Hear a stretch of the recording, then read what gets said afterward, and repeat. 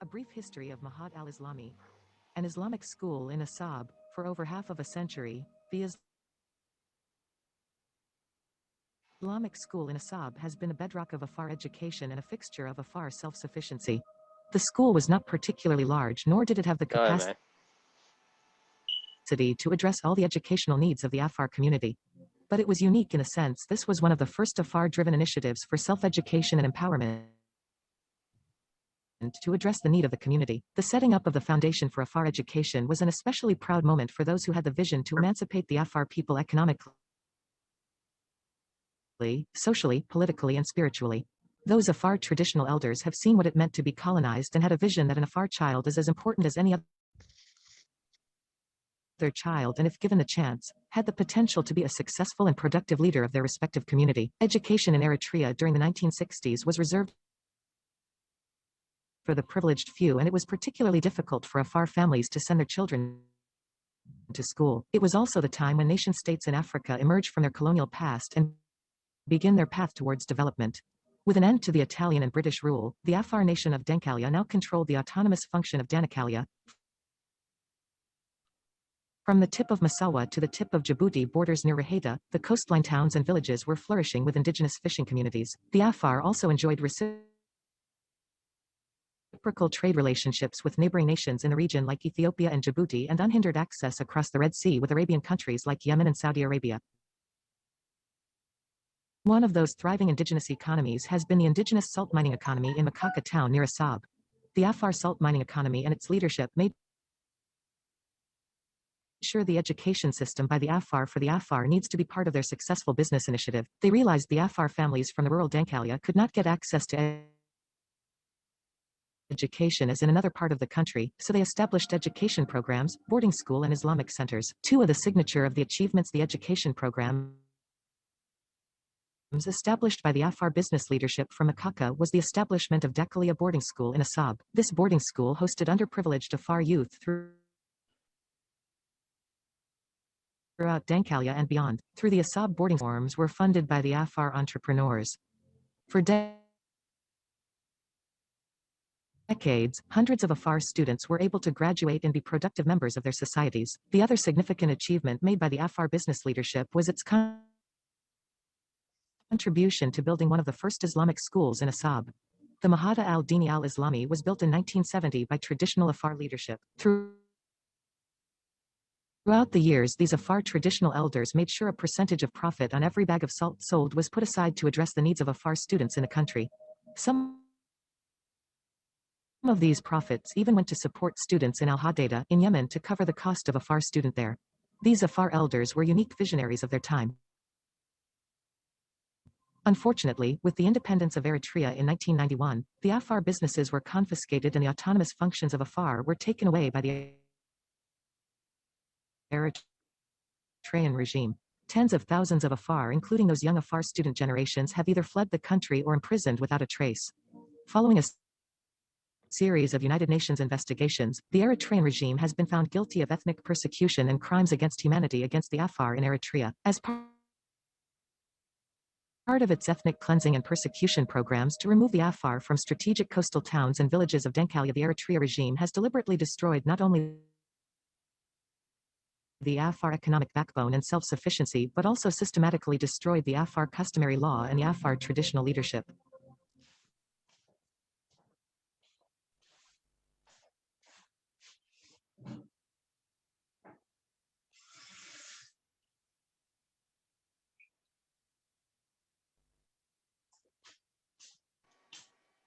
Muted collectors. Muted then.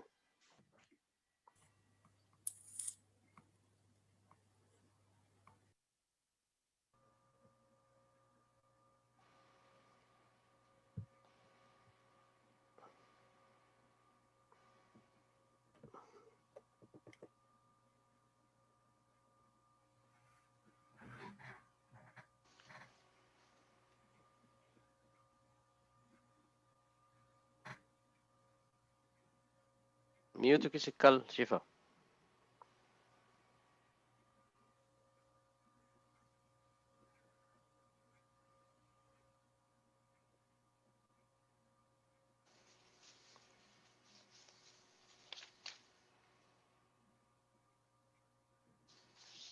السلام عليكم ورحمة الله وبركاته. إخوتي الكرام في كل مكان، في داخل البلد، في البلد أو في الخارج أو في الشتات، أهلا وسهلا بكم.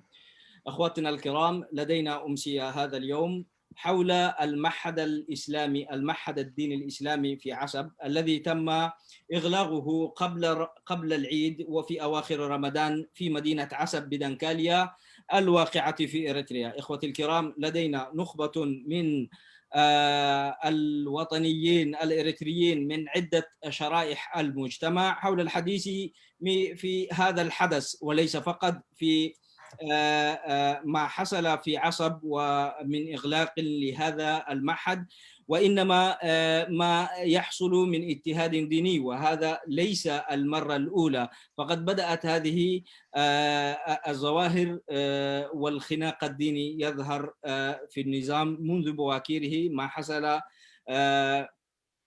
في كرن ليس ببعيد عنكم، وهذا حصل أيضا في معهد النيلة في دنكاليا وفي عدة أماكن أخرى. ليس الدين الإسلامي، لم يقتصر هذا الاضطهاد على الدين الإسلامي، وإنما شمل المؤسسات الدينية المسيحية، سواء كانت الأرثوذكس وغيرهم والكنيسة الإنجليكانية. وآخرها وآخر الأحداث التي حصلت أو التي سبقت إغلاق المعهد الديني، وهي ظاهرة أخرية أو مدرسة السلام، وكذلك ما سبقه من اضطهاد وتدخل في الكنيسة الأرثوذكسية. نترككم الآن مع الأخ الأستاذ أحمد يوسف للحديث. شكرا. جزاك الله خيرا أستاذ شفا. Thank you so much. I want to begin by welcoming our special guest. I see Brother Abdurrahman Said just came in. Ahlan sahlan, nice to see you. And Brother Haila Mariam Tasfai from San Diego, pleasure to see you. And Helen Kidan is somewhere in UK. Hey Helen, how are you? Nice to see you. And those Brother Abdurrahman Ahmed, he's somewhere, he's also, we call him Abdurrahman Sayyid, the other Abdurrahman Sayyid in the ENC. We don't want to confuse the two. So all of you are very welcome. It's an honor for us to have such a dignified members of leaders in the Eritrean Afar diaspora to join us in this occasion. I'm going to briefly read through a few items concerning the situation in Dankalia, and then I'm going to be introducing our special guest one by one, and then we'll hand it we'll open the discussion. I know Helen has to go to another meeting, so if time allows, we want Helen to go ahead, and then we will we'll continue. Okay, so dear brothers, welcome, and like I said, we want to welcome all of our invited guests, members of Eritrean diaspora. We're really pleased to see everyone joining us today here in solidarity with the Afar people in Eritrea. We are very thankful for your support and camaraderie as always. Tonight, we will be discussing the tragic situation of human rights in Eritrea, not only in the context of the Afar human rights abuses, but the suffering of all of our brothers and sisters in the country. Before I introduce our special guest, I will run through these comments. Shifa Al-Afari at DMT TV, who was introducing our guest in Arabic. There will be also an Afar session led by Brother Abdurrahman Ahmed, and Hussein Isa also from Djibouti is going to join us a little later. Those are my colleagues, and we will try to cater as much as we can to various languages in Afar, Tigrinya, and in English. Many of you may have seen our press release or short documentary. We're just showing a short film about the circumstances around the closure of Islamic school in Asab that has been serving the Afar community for the past 50 years. If you have not seen that, Brother Ali, maybe he can send us the link down in the comment box. As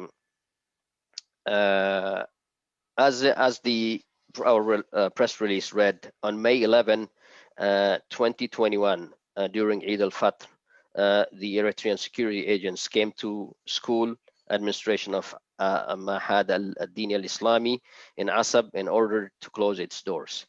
The school staff were told to go home without any further explanation. The Islamic school in Asab was built in 1970 by the local traditional Afar leaders and was privately financed. For years, the school had been the fixture of Afar self-education, and hundreds, if not thousands, of Afar students got their free education and became leaders in their respective communities. I was asked by a friend last time to explain why Eritrea is interfering with such a small private school for Asab, for Afar in after all it has been in power for 30 years. I was reflecting on this question and thought what what is the current Eritrean regime has been doing to our Afar people in the past 30 years. It is very difficult to come up with a short answer or single answer, but I believe the regime in Eritrea is a genocidal tyrant with a very little concern for the people of for Afar people or for the country in general. In my opinion, is what the Eritrean regime is doing when someone, yeah, others, if you can mute Shifa, if you can mute the rest. So, in my opinion, what the Eritrean regime is doing is when someone commits a genocide in general, for example, goes in a village and basically murders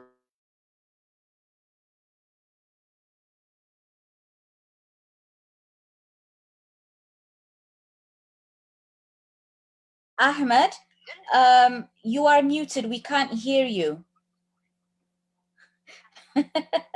Sorry, thank you for that. I guess they muted everyone else, so I got muted. So I was reading a text why, in my opinion, what the Eritrean regime is doing, and I was painting a gruesome example of a genocidal action by a government like such as Eritrea. For example, if someone goes in a village, murders every man, woman, and children, and he goes back to check if anyone was left alive, and then he discovers there is a person still has some life left on it, and goes back and finishes himself, the remaining victim. So sorry to paint this gruesome details, but many of you are very familiar with the stories that's going on inside Eritrea and in our region. This is the way I see the government is doing. They have been committing ethnic cleansing against the Afar people, using various means: mass murder, rapes, torture, mass displacement, illegal land expropriation, and destroying any means of sustenance, any means of resiliency and economic freedom from the Afar people for the past 30 years. The regime in Asmara have destroyed any economic means and opportunity for the Afar to provide for their families. They have destroyed the fishing industry. The Afar fishermen are scared to go to fish in the sea, because if they do, they risk being shot to death by either by Eritrean Navy or by United Arab Emirates Navy. You have these helicopter gunships circling over their heads. Almost close to 200 Afar fishermen have lost their lives in the past 10 years alone. The regime has taken away the very little remaining economic livelihood by systematic means and violence. The second example is the indigenous Afar trade economy, whether it's fishing, animal husbandry, or any tradable goods that sustain the Afar economy for over centuries have deliberately been destroyed. After shutting down all borders either by sea or by land, no movement of goods or people are allowed. Basically, they are starving them in open prison. The Islamic school that is the subject of our discussion tonight was built as a result of these indigenous Afar economic freedom.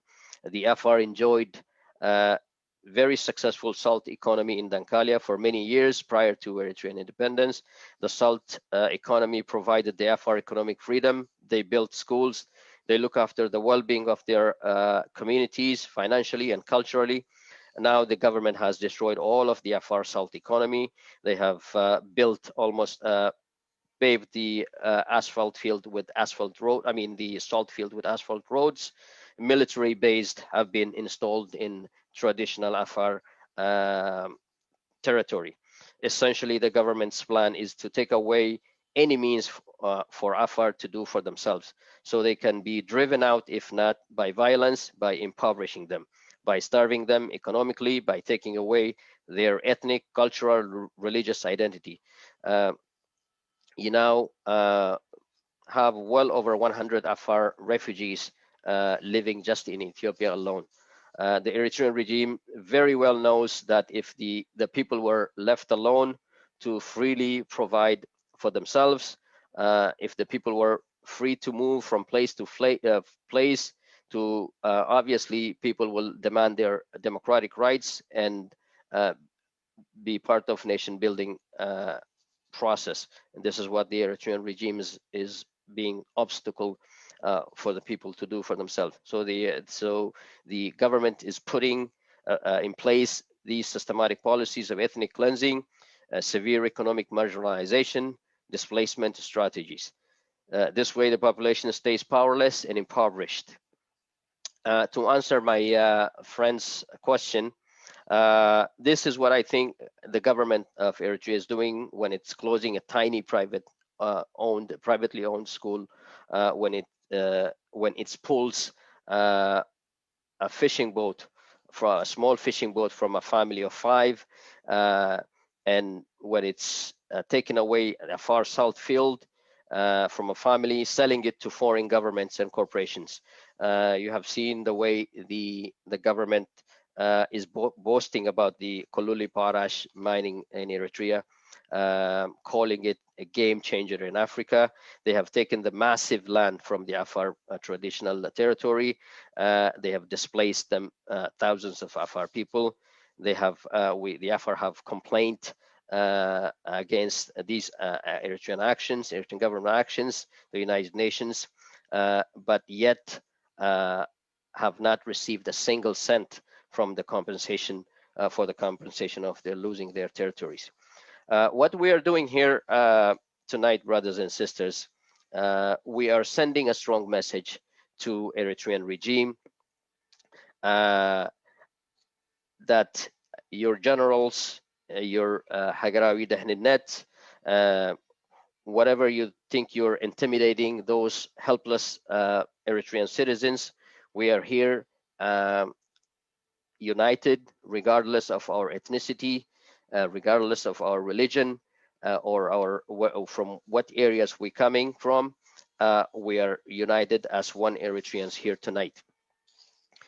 Once again, I want to thank all of you for joining us, and basically the grim reality of our people looking in Dankalia looks like this. Without further ado, I will continue to introduce our special guests now. Once again, thank you for joining us.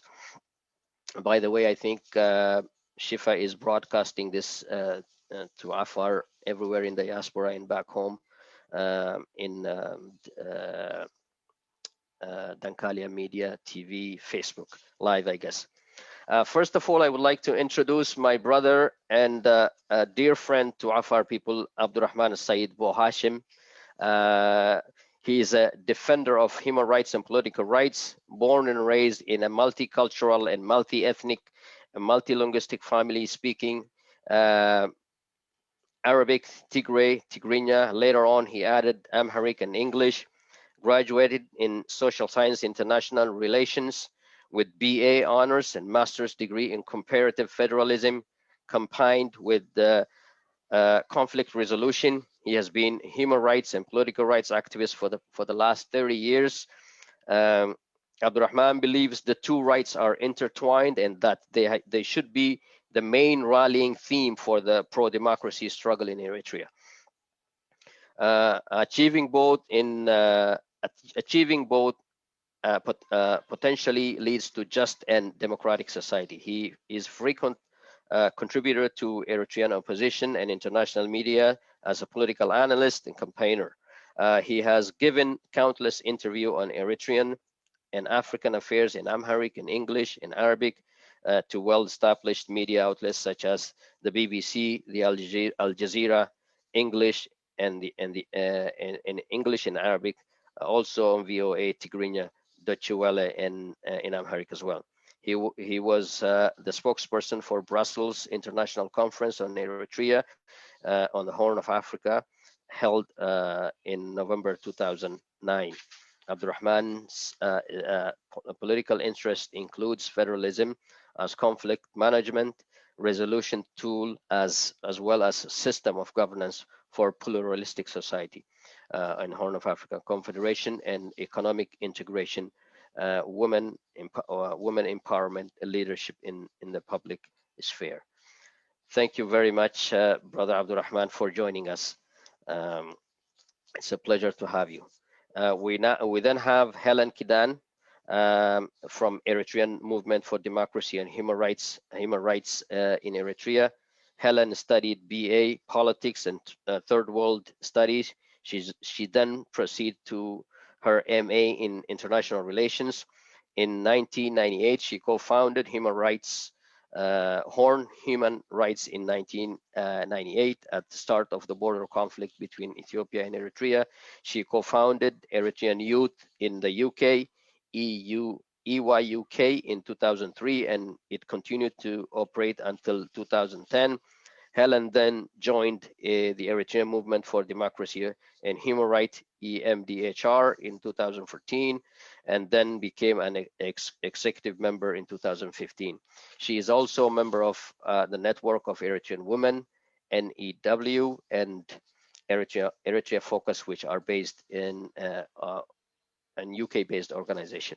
She has over years worked with the various Eritrean civil society organizations in trying to help bridge their differences and to create a strong civil society in UK and develop network with those in different parts of the world. Helen has presented at the Human Rights Council in Geneva in 2016, 2017, and 2018, and continues to lobby on human rights situation inside Eritrea. She worked with various international human rights organizations, ensuring that the human rights abuse take place speaking on against the human rights abuses taking place in Eritrea, continues to get international attention. As part of EMDHR, she has participated in training of 25 Eritreans, HRDS in Uganda, who came from different countries in Africa. She has also worked with other international organizations to provide training for Eritrean HRDS on universal jurisdiction, UPR mechanism, and other international instrument. Please welcome Sister Helen. We also have Brother Haile Mariam Tesfaye, who's always supportive and always reconciling and promoting diversity. Brother Haile Mariam will speak on separation of church and state. He has nursing background from Asmara College of Nursing, BA from San Diego State University in Political Science, Masters in Health Administration from University of Phoenix, ELF fighter from 1974 to 1982, advocate for democracy and justice in Eritrea and in the community empowerment in San Diego, California. Also worked with the UNHCR as refugee, as a college prep school administrator, and as a medical refugee counselor with the Sudan Council of Churches of Sudan, 1982 and 1984. Currently heading foreign relations and human rights affairs for ENCDC and diplomatic task force for EPF, Eritrean Political Forces. Brother Haile Mariam, like I said, will speak on separation of churches, church and state. We are also joined by my colleague, Abdurrahman Ahmed, who is executive director for Eritrean Afar National Congress. He's also vice president of our organization. We also have Brother Hussein Isa from Djibouti, and both of these my colleagues have taught in this now closed Islamic school in Asab. So they will give us their insight how the school was operating and what their experience has been. So thank you very much. With that, I conclude my presentation and my introduction of my dear colleagues and my our special guest to speak to the Afar people tonight, but not only to the Afar experience. Of course, we want to hear other experiences that is happening inside Eritrea, whether it's a religious persecution, whether it's economic persecution, whether it's ethnic persecution.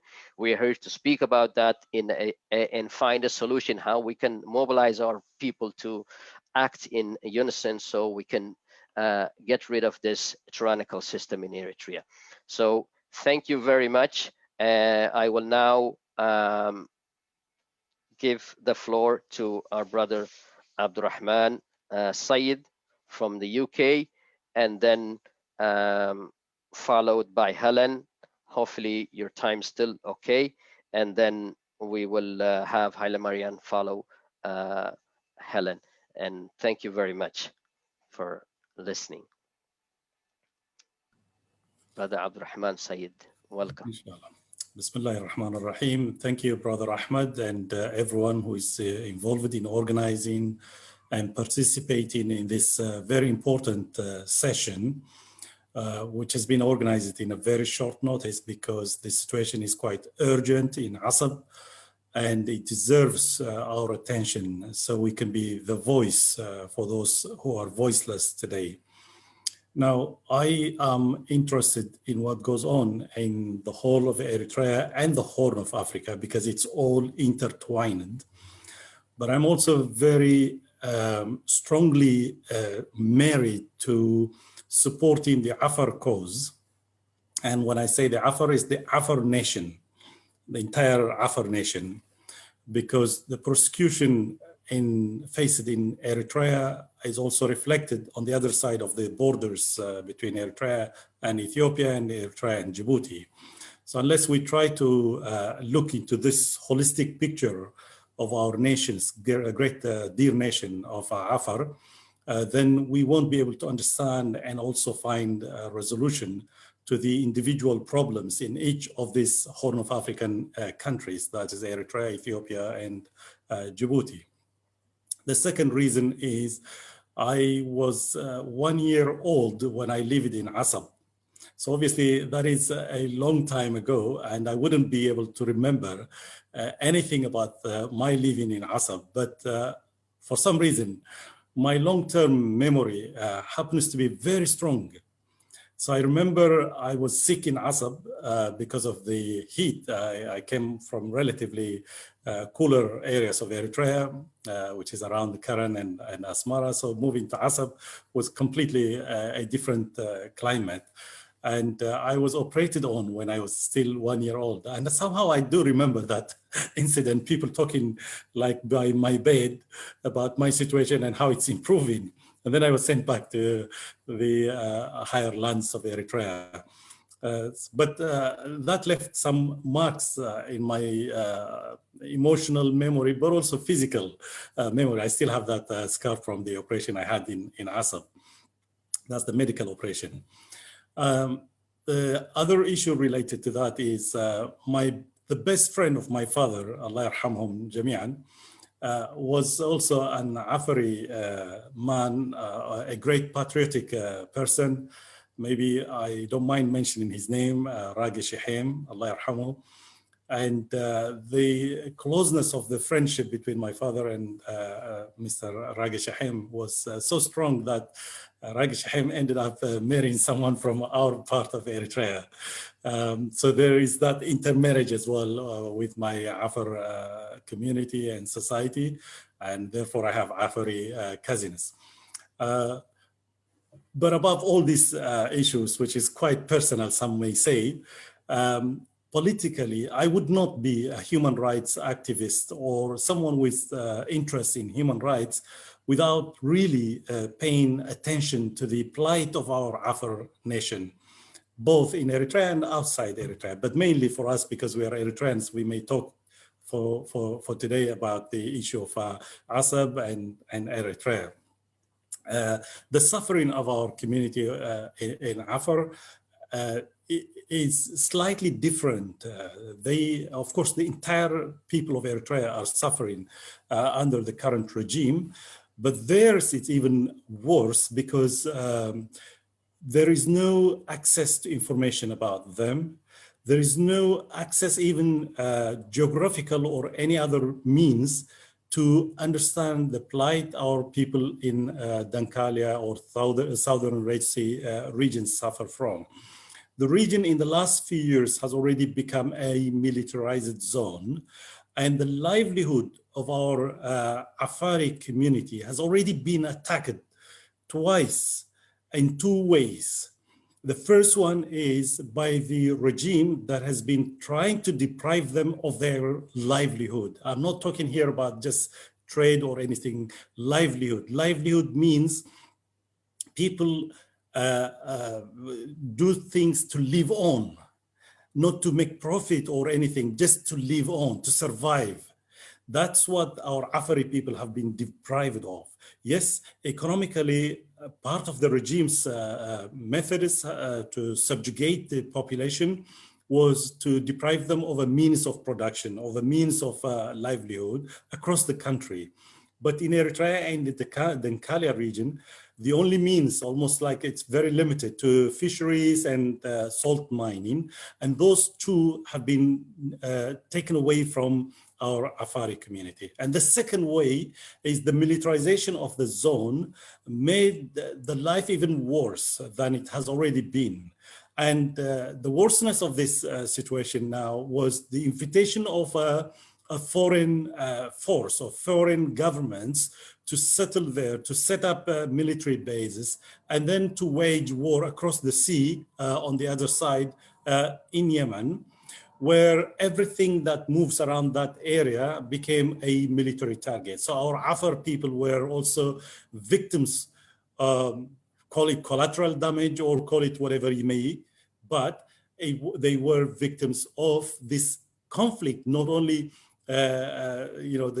affecting them in their lives in Eritrea, but the conflict itself that was going on the other side, with whom they used to trade, with whom they used to interact, were attacked on. So these are the two main ways where our Afari community have been subjected to enormous humanitarian suffering in their own country and place.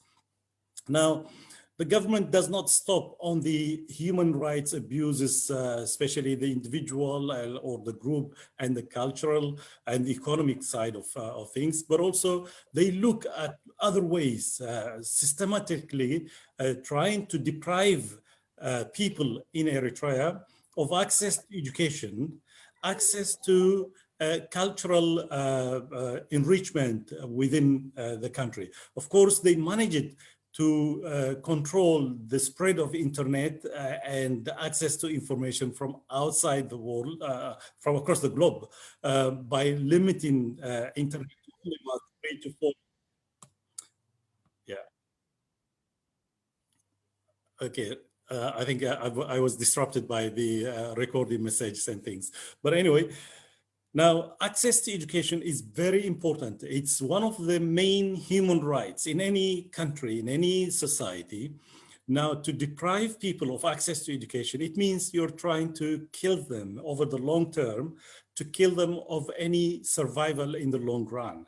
And that's exactly what's been happening in Eritrea with the closure of the university in Asmara, and then depriving also children from living a normal life post high school, taking them away to Sawa to sit for the high school examination, and then become enslaved in military camps for indefinite period of time, which the United Nations Council on for Human Rights Commission has already classified the situation as crimes against humanity. That's what has been going on in Eritrea. And this is a continuation of that policy that we have now seen manifested in Asab, and prior to it in Akria, as our introducer and speaker mentioned earlier, and also in other parts of Eritrea from Karan to Ginda and Mandafara and so on. Now, why does the regime do this? The regime has a policy of recruiting people and then molding and shaping their own knowledge and information in a way that suits the tyranny and the policy of tyranny in Eritrea. So Eritreans have always developed this culture of developing their own community schools, whether it's a faith-based, religion-based community school or any other community school, because the state schools either do not satisfy the needs of the community or are used for political and other purposes that the regimes want. So to just give their children some access to education that they prefer, whether it's through the medium of education, which in some cases could be Arabic or Ge'ez or whatever it may be, and then also some access to knowledge that is not available within Eritrea and within whatever is provided by the state. This has been going on for many years, by the way, before Eritrean independence, during Ethiopian colonization. That has always been the option with, where Eritreans would send their children to attain the education the parents and the community would like them to. And sometimes in addition to the schools provided by the state in a language and national curriculum that suits the state itself. In the case of the Ethiopian time, it was mainly to make sure everyone understood and accepted the greatness of Ethiopia and its warlords or emperors, whatever they may call them, as the only people who hold the history and the ring in this great Eritrea, or I mean Ethiopia, the empire of Ethiopia. So some parents, in fact, used to then send their children in the afternoons or in the evenings to the private community schools to learn the teachings of their faith or the culture and so on. During the PFDJ time, that has continued to some extent, but with a lot of problems, as earlier mentioned, by imprisoning the teachers, depriving the schools of any means of resources or even accessing some kind of fundraising from abroad or wherever. So this kind of systematic situation has been continuing in Eritrea, but in the last few years, we've seen now the boldness of this regime to go away, to go ahead with the total closure and sometimes even taking away the schools from the community. And we've seen it with the Akria case where Hajj Musa, Allah yarhamu, stood up and said, no, we cannot allow this. This is the last boundary between us and you. You shouldn't cross this, and stood up for that principle and gave his life for it. And this is a recent incident which we all witnessed a few years ago in Asmara. And that's exactly what's happening now with the Asab school. The closure of this school, it means depriving our community, our citizens, our people in Asab from accessing education. It's not only Asab, but also the surrounding area. Those schools used to cater for not to just the town, the immediate town people, but also the surrounding villages and rural areas. So depriving the community of this opportunity, of this important resource, it means it's again another type of human rights abuse that is being applied to our community at this time, as we see. Finally, I would like to say the following. Indeed, the Eritrean problem is not separable, it's all intertwined, because one, the regime implementing these atrocities is one regime across the country. So we have a common enemy. We are all subjected to human rights abuse by a regime that is not accountable to anyone, nor is it voted for by anyone. So the regime legally, socially, politically represents no one except itself. So this has to be very clear. And therefore we have a common interest in tackling and defeating it, inshallah. The second, we should highlight this issue to every media, every Eritrean as well as non-Eritrean, to make sure what is happening in Dankalia, but also in the whole of Eritrea, inshallah. And this is what this platform is about, I hope, and it will spread this news and information to everyone else. Now, it is the responsibility not just of people of Asab or the Afari people. It is the responsibility of every Eritrean, not only every Eritrean, but also every person who is interested in human rights. We should be concerned about what's happening in Asab.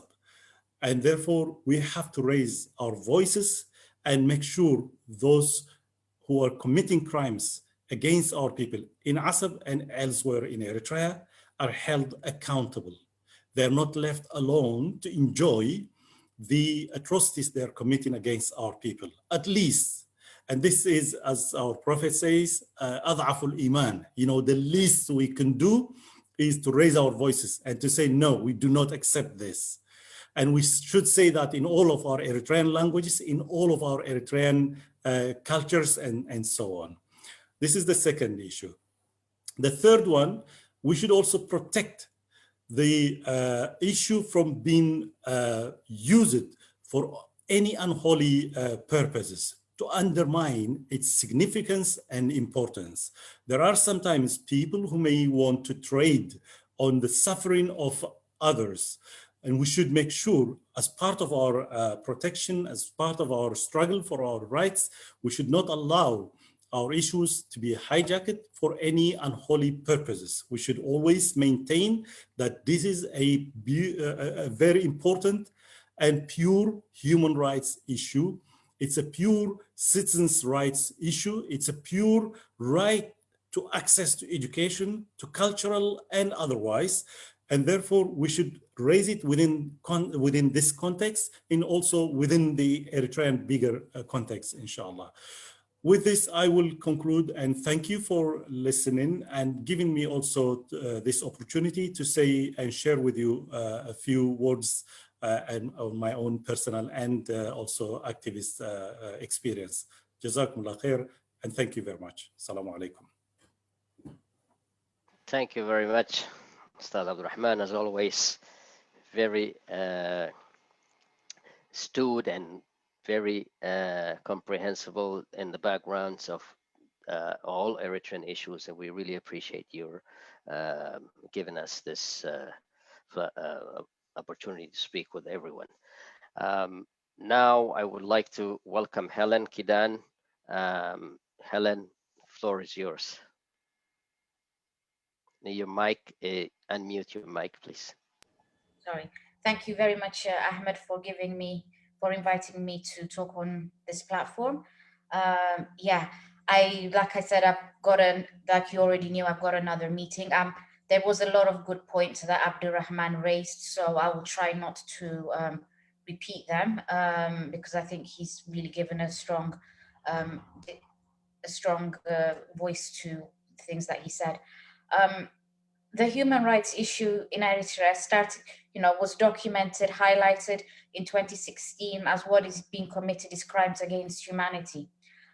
What is personally sad for me, is that these human rights continue to be violated. So despite it being acknowledged, despite genocide on the Afar being acknowledged, despite all the human rights abuses across Eritrea being acknowledged, we still have not had anybody held accountable. And I think, and until we have a strategy as Eritrean human rights defenders, where we have a strategic aim and goal, I don't see this stopping. And I think the current conflict has kind of also hijacked the situation. So, we're having the only Islamic school in Assab being closed. But the government is also making use of this situation with Ethiopia, because when everybody's focus is on Ethiopia, then the human rights abuses inside Eritrea become so much easier, because we take our eye off the ball. And that's exactly what the regime is, in essence, counting on as well. So I think we need to be a lot more vigilant. And I think there needs to be a lot more collaboration between all of us. So we are still keeping an eye on the human rights violations inside the country. We maintain documentation of them, and we have better collaboration. And sharing this information that we are receiving amongst ourselves is critical to putting pressure on the regime, but also making sure that human rights violations do not go undocumented. So while, for example, you may have brought this to our attention, there are probably loads of other things that are not being brought to our attention. And that is why, for us, working with each other is critical in making sure that all the violations that are taking place continue to be documented.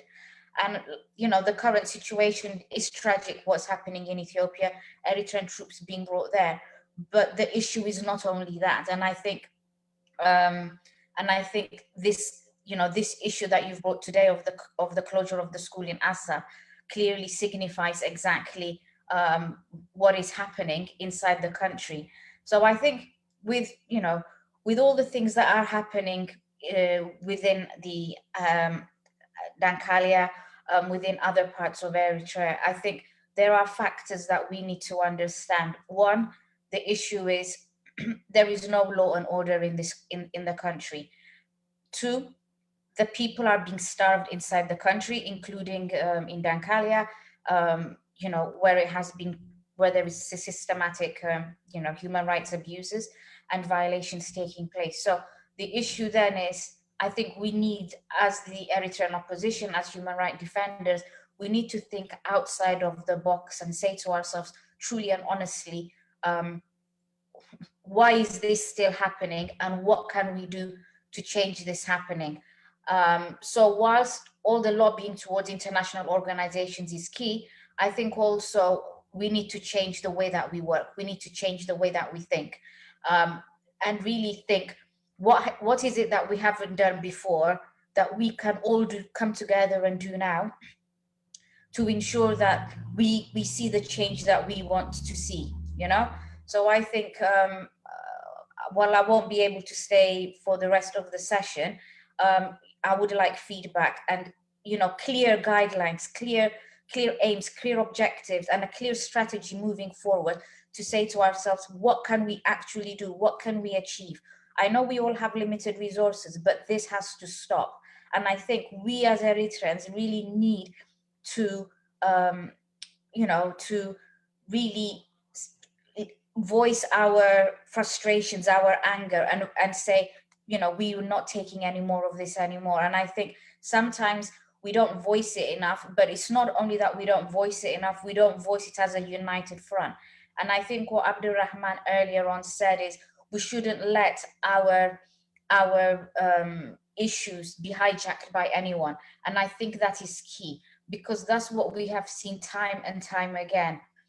Things go well and then it gets hijacked. And I think this time we really need to think and say, what is it that we can do? What is it that we can achieve? And really spell it out for everybody. And I think the whole of the Eritrean opposition needs to see this. This is not an Afar issue, a Kabasa issue, a Matahat issue. This is an Eritrean issue.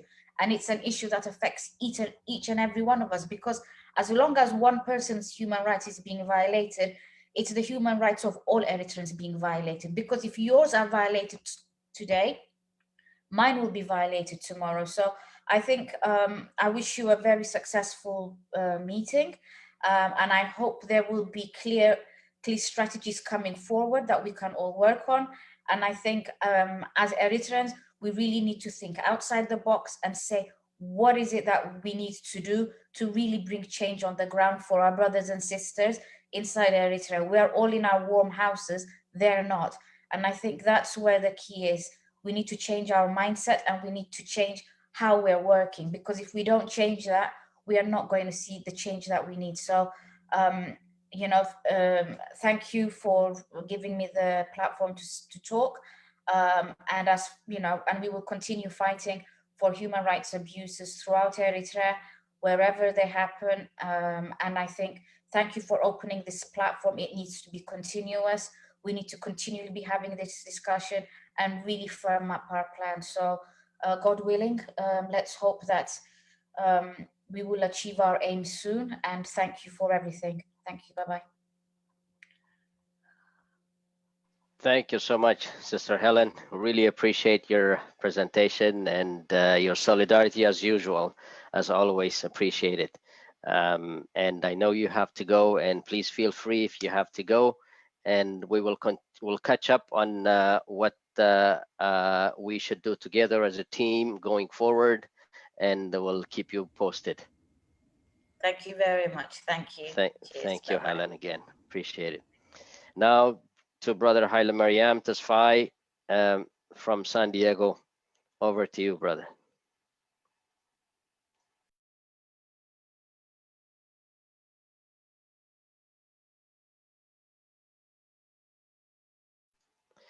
Haile Mariam, please unmute yourself.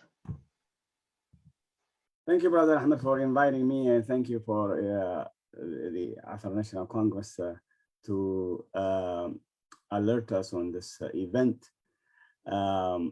Actually, there was a missing part of my introduction. It's not from you, but I'm a member of the Eritrean Unity for Democratic Movement for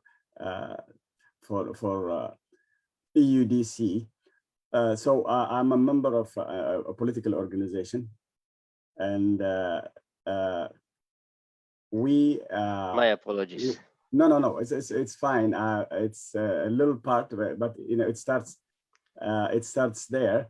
Eritrean Unity for Democratic Change is a political organization within ENCDC. So I am fortunate enough to be the foreign relations officer for EUDC, and I'm the foreign relations and humanitarian affairs officer for ENCDC, and the same thing for the EPF.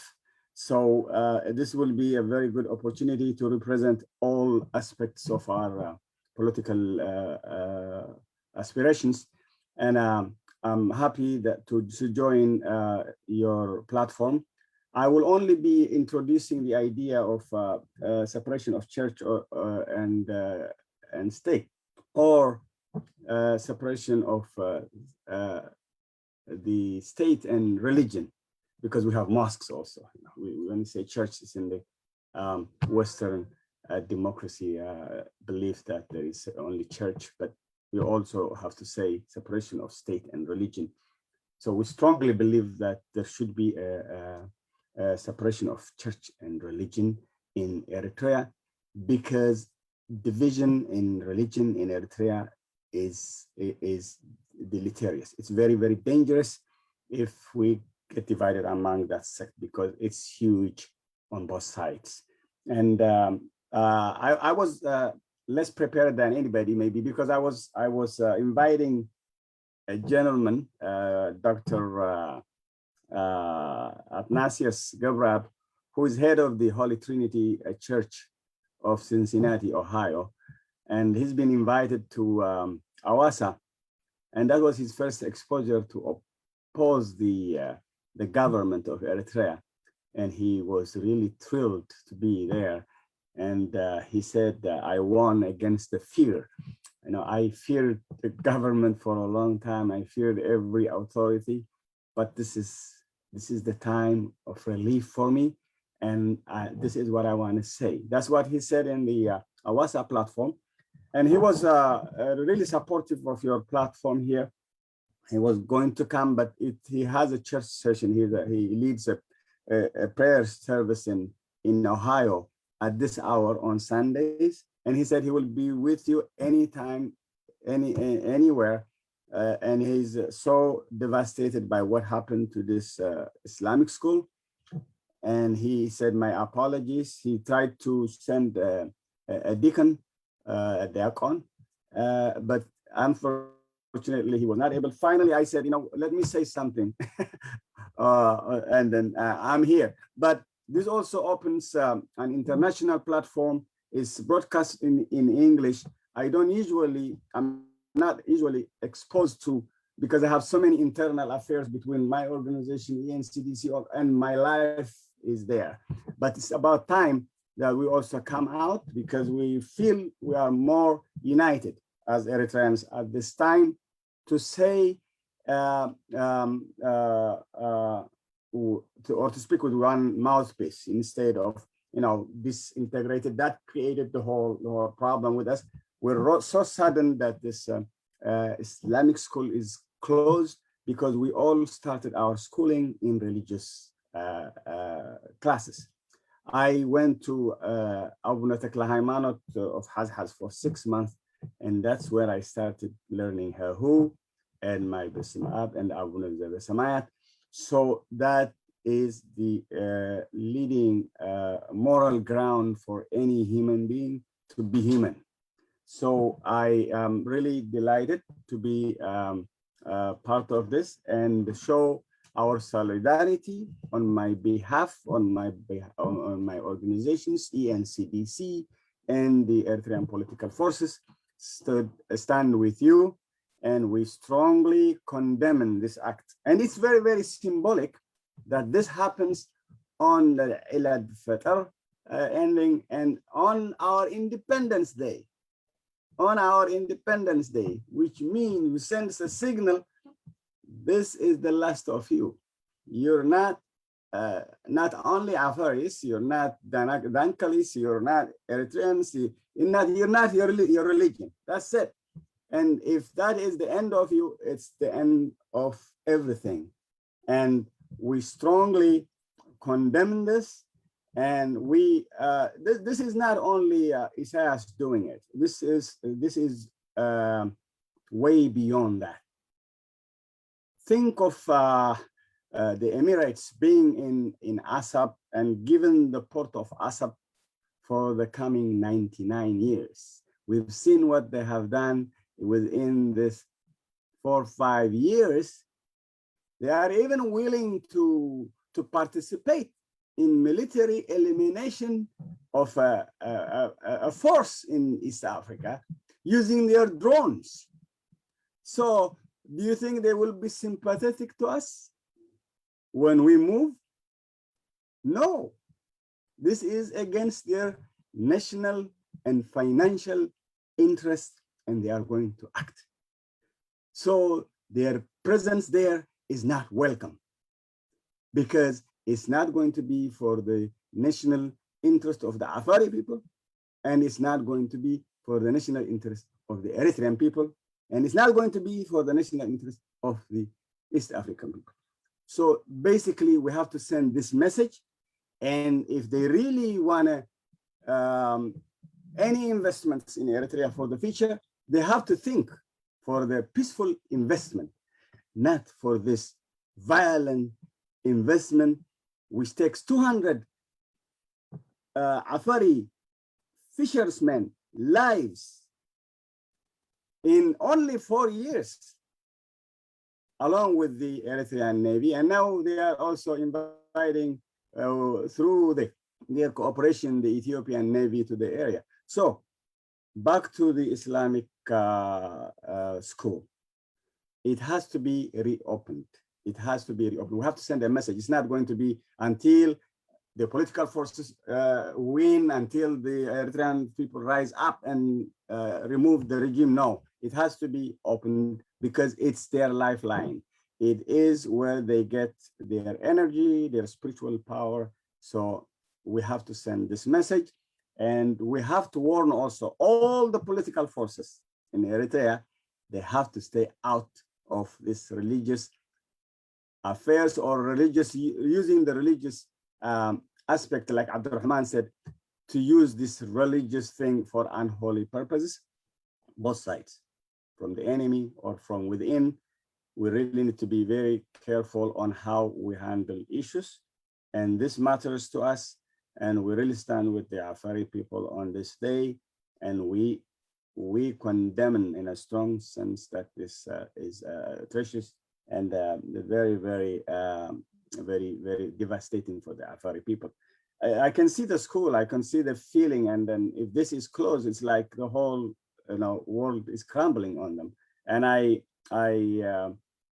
this is what I wanna send a message to everyone in the region who's listening, including the United States, because the role of the United States, along with the Red Sea access, which includes Egyptians, Saudis, Emirates, and everyone else, we, the poor people of Eritrea and Yemen, are devastated by this axis of political alliance, which is also coming more and more stronger and more dominant, going south towards Eritrea and Djibouti and Ethiopia and beyond.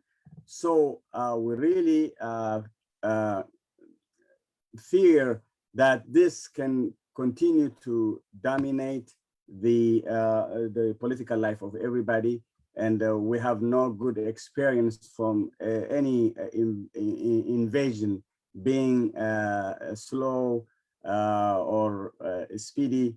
We are really watching, and to tell you on this day, we stand with the Afari people, and we want to send a message that we have to take this as a religious persecution against our people.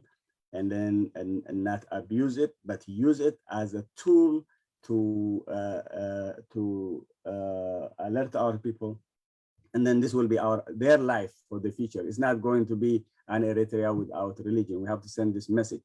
When Eritrea comes back to the ownership of its own people, we will be starting our schools from those religious schools, and then go to the elementary school together, and then we'll go to the high schools together, and we'll be professionals together, inshallah. And thank you for offering us this platform. And I'm willing to always come and join you for any message under this platform. And thank you again. Thank you so much again, Brother Hala Maryam. Really thankful for your solidarity. Like you mentioned, very critical situation, especially with the geopolitical situation that is making the Afar a target, not just in the past 30 years, but we have been the targets of these policies by superpowers in the last 100 years, including from the Italian invasion of Eritrea. So we are suffering the suffering. We have been victimized over again and again. So we really appreciate the solidarity. There will be a day, inshallah, that all of us are free to build our economy, to build our self-determination, to rule over ourselves, to build our schools and religious and cultural, indigenous cultural and our economic activities to be back to where it should be. and we're really thankful for your support. With that, I wanted to bring our brother Abdurrahman Ahmed, who will speak in Afar, in Arabic first, and then if time allows, he can speak in Afar as well. I think Hussein is just about coming in now. Inshallah. تفضل أستاذ سيد. تفضل عايش. أهلا وسهلا. ما فهم واحد في البداية عربة فا يش ابنين اللي هني مسبتها عربة فاك عفر فاك قدام عيتي. مرحبا. في البداية شكرا للأخ أحمد والأخ شفا على تنظيم لهذه الأمسية. حقيقة الأخ أحمد بعده والإخوة الذين تحدثوا بعده الأستاذ عبد الرحمن والأستاذ هايلي مريم والسيد الكداني كلهم تحدثوا. وكلامي الأستاذ أحمد هو رئيس تنظيمنا في النهاية، كلامه يغني عن كلامي، وإنما أنا على اعتبار أني كنت مدرس في يوم من الأيام في معهد الدين الإسلامي. ربما أتحدث ماذا كان يمثل المعهد بالنسبة لأهالي عصب. هذا أولا. والمعهد طبعا هو في النهاية سلسلة لما حدث، هو امتداد لما حدث في كرم، وأيضا في أكريا، أيضا ما حدث للكنيسة الكاثوليكية. أيضا ما يفعله النظام الرموز الدينية والمدارس الخاصة الدينية هي ربما كانت الأخيرة وسبقها سبقت مدرسة كرم، بعد ذلك أكريا، بعد ذلك في أماكن أخرى تقريبا. لو تحدثنا عن معهد عصب على اعتبار أن كنت مدرس فيها في يوم من الأيام، تأسس المعهد في عام 1970 بإمكانيات أهالي المنطقة، وتأسيس معاهد ومدارس دينية في ذلك الوقت كانت فكرة منتشرة في أوساط المسلمين، ليس فقط في إريتريا إنما في عموم الحبشة، في عموم الجنبية. وقتها الفكرة كانت منتشرة نظرا لوجود المسلمون. وقتها كانوا يشعرون أن هناك ثقافة قادمة إليهم ومفروض عليهم فرض، لذلك كانوا يتشاورون ويفكرون في بناء مدارس خاصة حتى يقللوا من تأثير هذه الثقافة التي فرضت عليهم فرض. لذلك ممكن سبقت مدرسة عصب معاهد أخرى في مسوع وأسمرة وكرم تقريبا. في عام 1970 أهالي المنطقة تشاوروا في النهاية أسسوا للمعهد الديني الإسلامي في عصب. والمعهد حقيقة كان يشكل يمثل لم تكن مدرسة مجرد مدرسة ابتدائية، إنما كان يشكل منارة للثقافة كان يفعل دور المجتمع في دنكالي تقريبا. والشيء الذي أنا لمسته هناك عندما كنت مدرس في معهد الدين الإسلامي، لا يفوتني هنا ذكر الأستاذ إبراهيم شيخ ودوره في توسعة المعهد وإضافة تقريبا الفصول وإضافة برامج محو الأمية وبرامج تقوية إعطاء دروس للتقوية للطلبة الذين يدرسون في المدارس الثانوية والإعدادية. فعلا كان الإقدام على أهالي عصب سواء كانوا ريفيين أم شبيين أم عفر، الإقدام وإدخال أو أطفالهم في المعهد كان صراحة كان عليه إقبال كبير حتى من الجالية الشبية في عصب. المسلمين الشبيين الذين كانوا يتواجدون حينها في عصب كان عليه إقبال شديد كبير. لذلك فكر الأستاذ إبراهيم شيخ رحمة الله عليه في توسعة المعهد وإضافة فصول عديدة وقتها، وبعد ذلك أدخل فيها برامج، طبعا برامج برامج محو الأمية. عمال كان يعني عمال مسلمين كانوا يعملون نهارا في البناء، بعد ذلك الليل يأتوا ليدرسوا في المعهد. جزء منهم كانوا متعلمين وجزء منهم كانوا فقط كانوا يتعلمون العربية في المعهد يعني في أوقات فراغهم. وهناك أيضا كمان يعني كانت في برامج أيضا، برامج إعطاء دروس للتقوية في المعهد يعني للطلبة الذين يدرسون في مدارس الثانوية والإعدادية. لذلك كان يعني المعهد كان يشكل أكثر، يمثل أكثر من يعني مجرد مدرسة ابتدائية. ولو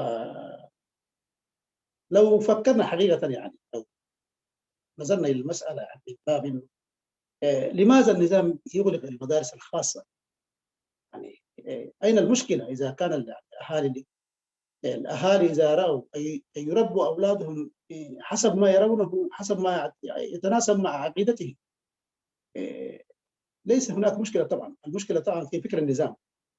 النظام منذ مجيئه إلى يومنا هذا يمارس، يحاول عن طريق يعني مراكز ساوى للتكوين الثقافي إذابة المجتمعات وإذابة يعني تكوين ثقافة جديدة وإذابة المكونات في مكون واحد وإذابة أيضا ثقافات في ثقافة واحدة. هذا ما يمارسه عبر مراكز يعني مركز ساوى تقريبا، وما تمثلها المدارس الخاصة. طبعا المدارس الخاصة الدينية بالتحديد هي تمثل طبعا ربما تكون عائق له وتذكره دائما بأن هناك اختلاف، بأن هناك تنوع على الأرض الكريمة. لذلك يعني عندما تقف ضد برنامجكم، لذلك يعني يحاول إغلاق تلك المدارس. حتى ربما الإخوة يعرفون والجميع يعني أهل المنطقة يعرفون أن منطقتنا منذ بداية الحرب الإريترية الإثيوبية منطقة عسكرية بامتياز. فشيئا فشيء النظام يضيق على المواطنين الحياة المعيشية. لذلك في البداية الشباب هم من كي يهاجروا إلى يعني في كل الاتجاهات تقريبا، سواء كان في اتجاه جيبوتي أو إثيوبيا أو إلى اليمن. أما الآن في الفترة الأخيرة تقريبا أسر وعوائل تهاجر من أنكاليا ويتم إفراغ المنطقة من سكانها تقريبا. لذلك والآن ما تبقى من أهالي المنطقة ما تبقى منهم تحديدا في عصب. الناس موجودين في أماكن أخرى في تنكالي، لكن في عصب يعني السكون تقريبا. وتبقى منهم ممكن يحاول النظام بإغلاق المتحف أن يمحي من ذاكرتهم أنهم كانوا في يوم من الأيام مسلمين، وأنهم كانوا في يوم من الأيام عفر، وأنهم كانوا في يوم من الأيام أنهم كانوا مختلفين. لذلك يقوم بإغلاق هذه المدارس الخاصة. وهذا ما حبيت أضيفه. شكرا.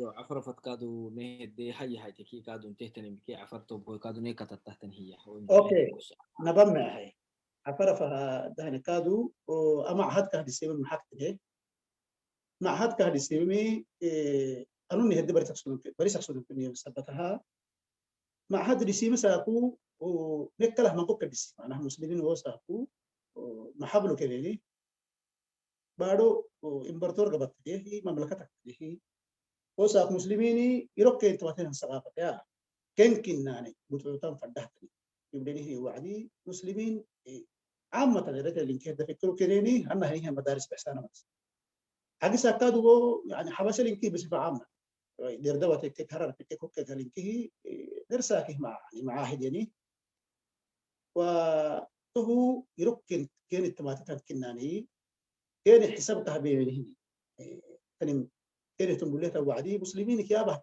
تفكروا كان حالي معنا أباش لمنت مسلمين كان يفكروا في الحاجة دي هو سنك إنك يعني يحيى في زينك دي يركل التواتي تاني كادو كناني هاي له كده دفع سنة فرانا هيني كادو سنكي واسانا قدي كنهي وصل لسا مدارس لم يمكن دوا بيحتهم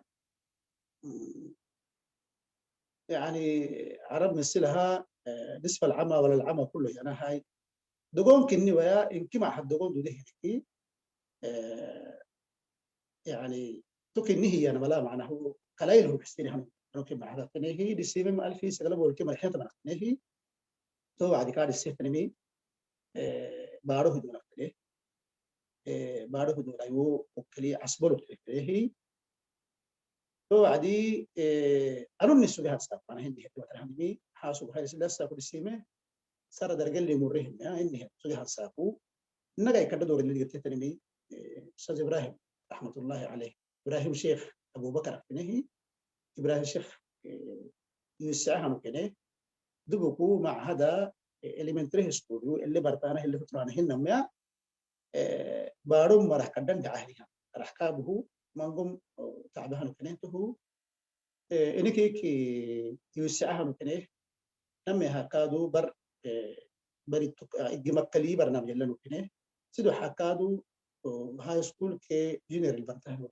يعني نمي هلي فوت مال برتانه له تروي الدروس اللي حين راح عليه دفنا نلك الكادو ساكون تو عدي تهم أستاذ إبراهيم تنيه كادو كهي السعيه لما حقتني وقت تنيه كانوا تبي مسلمين توسعات فرقين أنا هقول لك بأنا هاي قدم يعني ما أقول كما تقولين هي ربال قدم اللي أنا تنيه تو عدي وأمريكا فرد جاب هي وتبي حاجة كوميونيتي وقت تنيه مسلمين فرد جاب هي وسعها تو عدي أو مع هذا يو عدي دبوكو ini kaito ispolio elle tabana hay manaya mango dor gira kene yana madhe kadde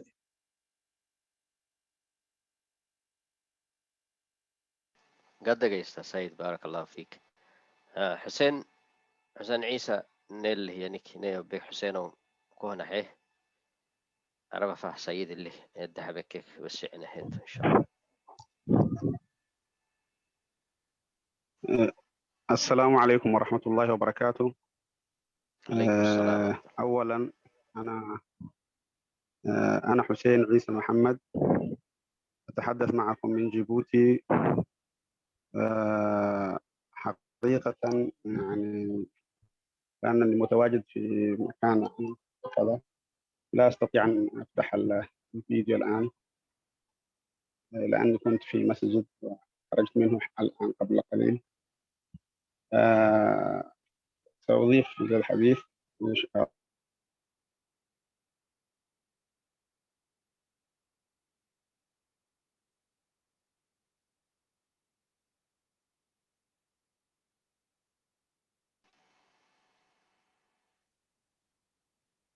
I guess حسين تفضل حسين تفضل تواجد. ألو. حقيقة نحن في يعني بداية التسعينات في عام 94 95 إلى العام 96 كنا ضمن المعلمين الذين يعملون في معهد عصب. في تلك الفترة حقيقة بعد افتتاحه مرة أخرى لأنه كان تعرض للإغلاق قبل هذه المرة من طرف نظام الدرج. هو تم افتتاحه كما قال الأستاذ سيد، هو تم افتتاح المعهد في عام 1970 بمجهود ذاتي من الأهالي. بعدها عندما وصل نظام الدرج إلى سدة الحكم بقيادة منجستو كان قد قام بإغلاقه. في تلك الفترة كان يعتبر هو عبارة عن خلاوي ودروس في اللغة العربية وبعض المواد. لكن بعد استلام الأستاذ إبراهيم شيخ وتقديم إبراهيم شيخ تقريبا معروف لدى القالبية اللي موجودة في القاعة معنا، هو من خريجي سوريا، كان درس في سوريا وكان عضوا كذلك في الجبهة التحرير الإريترية وخدم في هايكوتا تقريبا يعني عندما استلم قيادة الإدارة في المعهد نقله نقلة نوعية يعني حقيقة، حيث قام باعتماد المناهج العصرية. فبدأنا ندرس فيه المواد العلمية إلى جانب المواد الدينية واللغة العربية. وكذلك يعني عملية التوسعة التي قام بها كان مشهود بها، وتحت إدارته أصبح المعهد شعلة. وحاولوا استهدافه عدة مرات في تلك الفترة، نظرا لأن الأعداد الكثيفة التي كانت تدرس من التلاميذ في المعهد كانت تنافس المدارس الحكومية الموجودة في عصب بصفة عامة. فطلبوا أن يدمج يعني المنهج الحكومي في التدريس، فقاموا بإدماجه إلى جانب تدريس المواد الموجودة في السابق، يعني المواد الدينية. عموما هذه النبذة حول العمل في المعهد. وحقيقة يعني ذلك الجهد لم يضع سدى، حيث أن اليوم هناك في كثير من الدول المجاورة وفي إريتريا نفسها طلبة درسوا في هذا المعهد، وكان لهم التعليم الأساسي في ذلك المعهد، واليوم هم يرتقون يعني في كما نستطيع أن نقول أنهم في إدارات عليا في بلدان الجوار، وكذلك في إريتريا ماسكين وظائف إدارية عليا. عموما يعني منهجية النظام هي معروفة طبعا. بالنسبة لدنكاليا يعني ممكن يعني المعهد يعتبر من المعاهد الأخيرة التي تم إغلاقها خلال الفترة، لأنه سبق في إغلاق واعتقال مشايخ ومعلمين المعاهد الدينية في كل من كران وقردة وكذلك مصوع. وما حصل في مدرسة الضياء كذلك شيء معروف. لكن في يعني دنكاليا كان هناك أعطى أسبقية لعملية تهجير المواطنين وتجويع المواطنين وتفريق المنطقة من الإنسان الذي كان يسكنها. يعني هذه العملية كان أعطاها أولوية، واليوم نراه في آخر المطاف قام بإغلاق منبر من منابر العلم. يعني كان يعطي بطريقة أو بأخرى يقدم خدمات جليلة، ويضع الإنسان الإريتري العفري الذي يسكن دنكاليا مرتبطا بدينه، ويعتمد على ثقافة تربطه بدينه حتى يكون على اتصال بها دائما. وهذه السياسة يعني سياسة يتبعها النظام مع جميع الأطراف، يعني ليس مع جزء معين.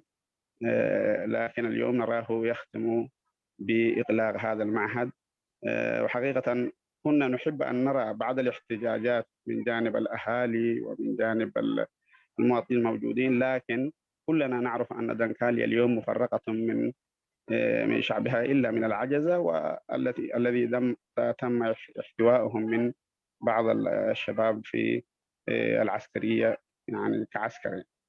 لذا لم نلاحظ أي يعني هناك بعض يعني الكلام من تحت، لكن كحراك رافض للعمل. لا يوجد نظرا لتفريق المنطقة وتفريق البلد من السكان ولا من المواطنين لانتقالهم إلى مواطن اللجوء في إثيوبيا وجيبوتي واليمن. نجد أن حتى عمليات الاحتجاج لم نلحظها كما لاحظناها في أخريا في مدرسة الضياء عندما قاموا ب يعني محاولة إغلاقها أو محاولة فرض أن تدرس فيها بطريقتهم يعني الخاصة، أو فرضوا عليهم خلع الحجاب والاختلاط مع هذه الأمور. عموما نحن اليوم يعني عندما نتكلم عن إغلاق المعهد، هذه معناها ليس تصرف جديد على هذا النظام، لأنه من منهجيته هي أنه جاء منذ البداية لطمس الهويات التي كان يتمتع بها المكونات الإريترية ككل.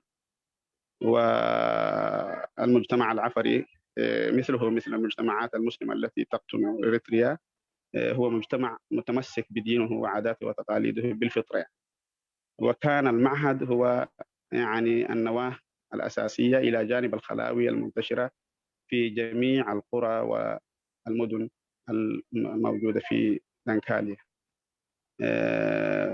ونجده اليوم يقضي عليها حتى ينهي هذا الترابط بين الإنسان في دنكاليا وبين دينه وثقافته العربية التي تجعله دائما على اتصال بإخوته في الوطن وبإخوته في دول الجوار.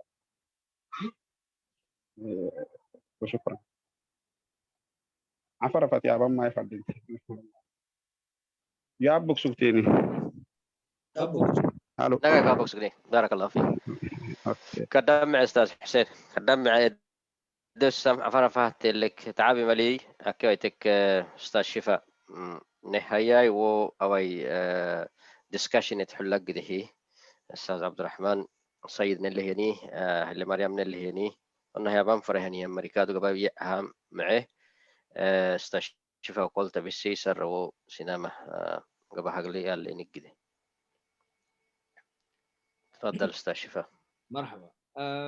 شكرا جزيلا. أنا تويش عفرفه يا بيوهوي قد يا محنة أنك حسك سكتتني تنتبكوي أنك حساه ولي كادوني كتتاتني تنتبكوي ضد له تنهتن تي عفرفت نهر اللي بدأت الكادونا أبواتين انتكهي أساكو مسكنا لتوبكوي الدول الله ننمي عسب لا سجيه نهي ما حدا ألفي سقلبولك بحرة بنا ألفي سقلبولك ملحنة بنا فكي مهن هي قد رمضان كدتا عيدك نهارات نمير سيدي حيرو تكيت نهتا وعدي ألفيني تو هي نما إريتريال ينهيان نظاما ديني تت أباه ينهيان بودو إيانا ما يتو بودو أساكو هنا نهارا كاي دي بكادو نعفر هناي الدبي مهاك نهارا تا كادو منغو بارود الأبا كاي منغو ديني منغو ملتا كادو نبارول إريتريال تنهيات أبا كيميته تو كهين النهكادو محاي سجلة تبان سنة ألف كي سجلة بولوي سجلة تبان تتيني هي نهان دبنا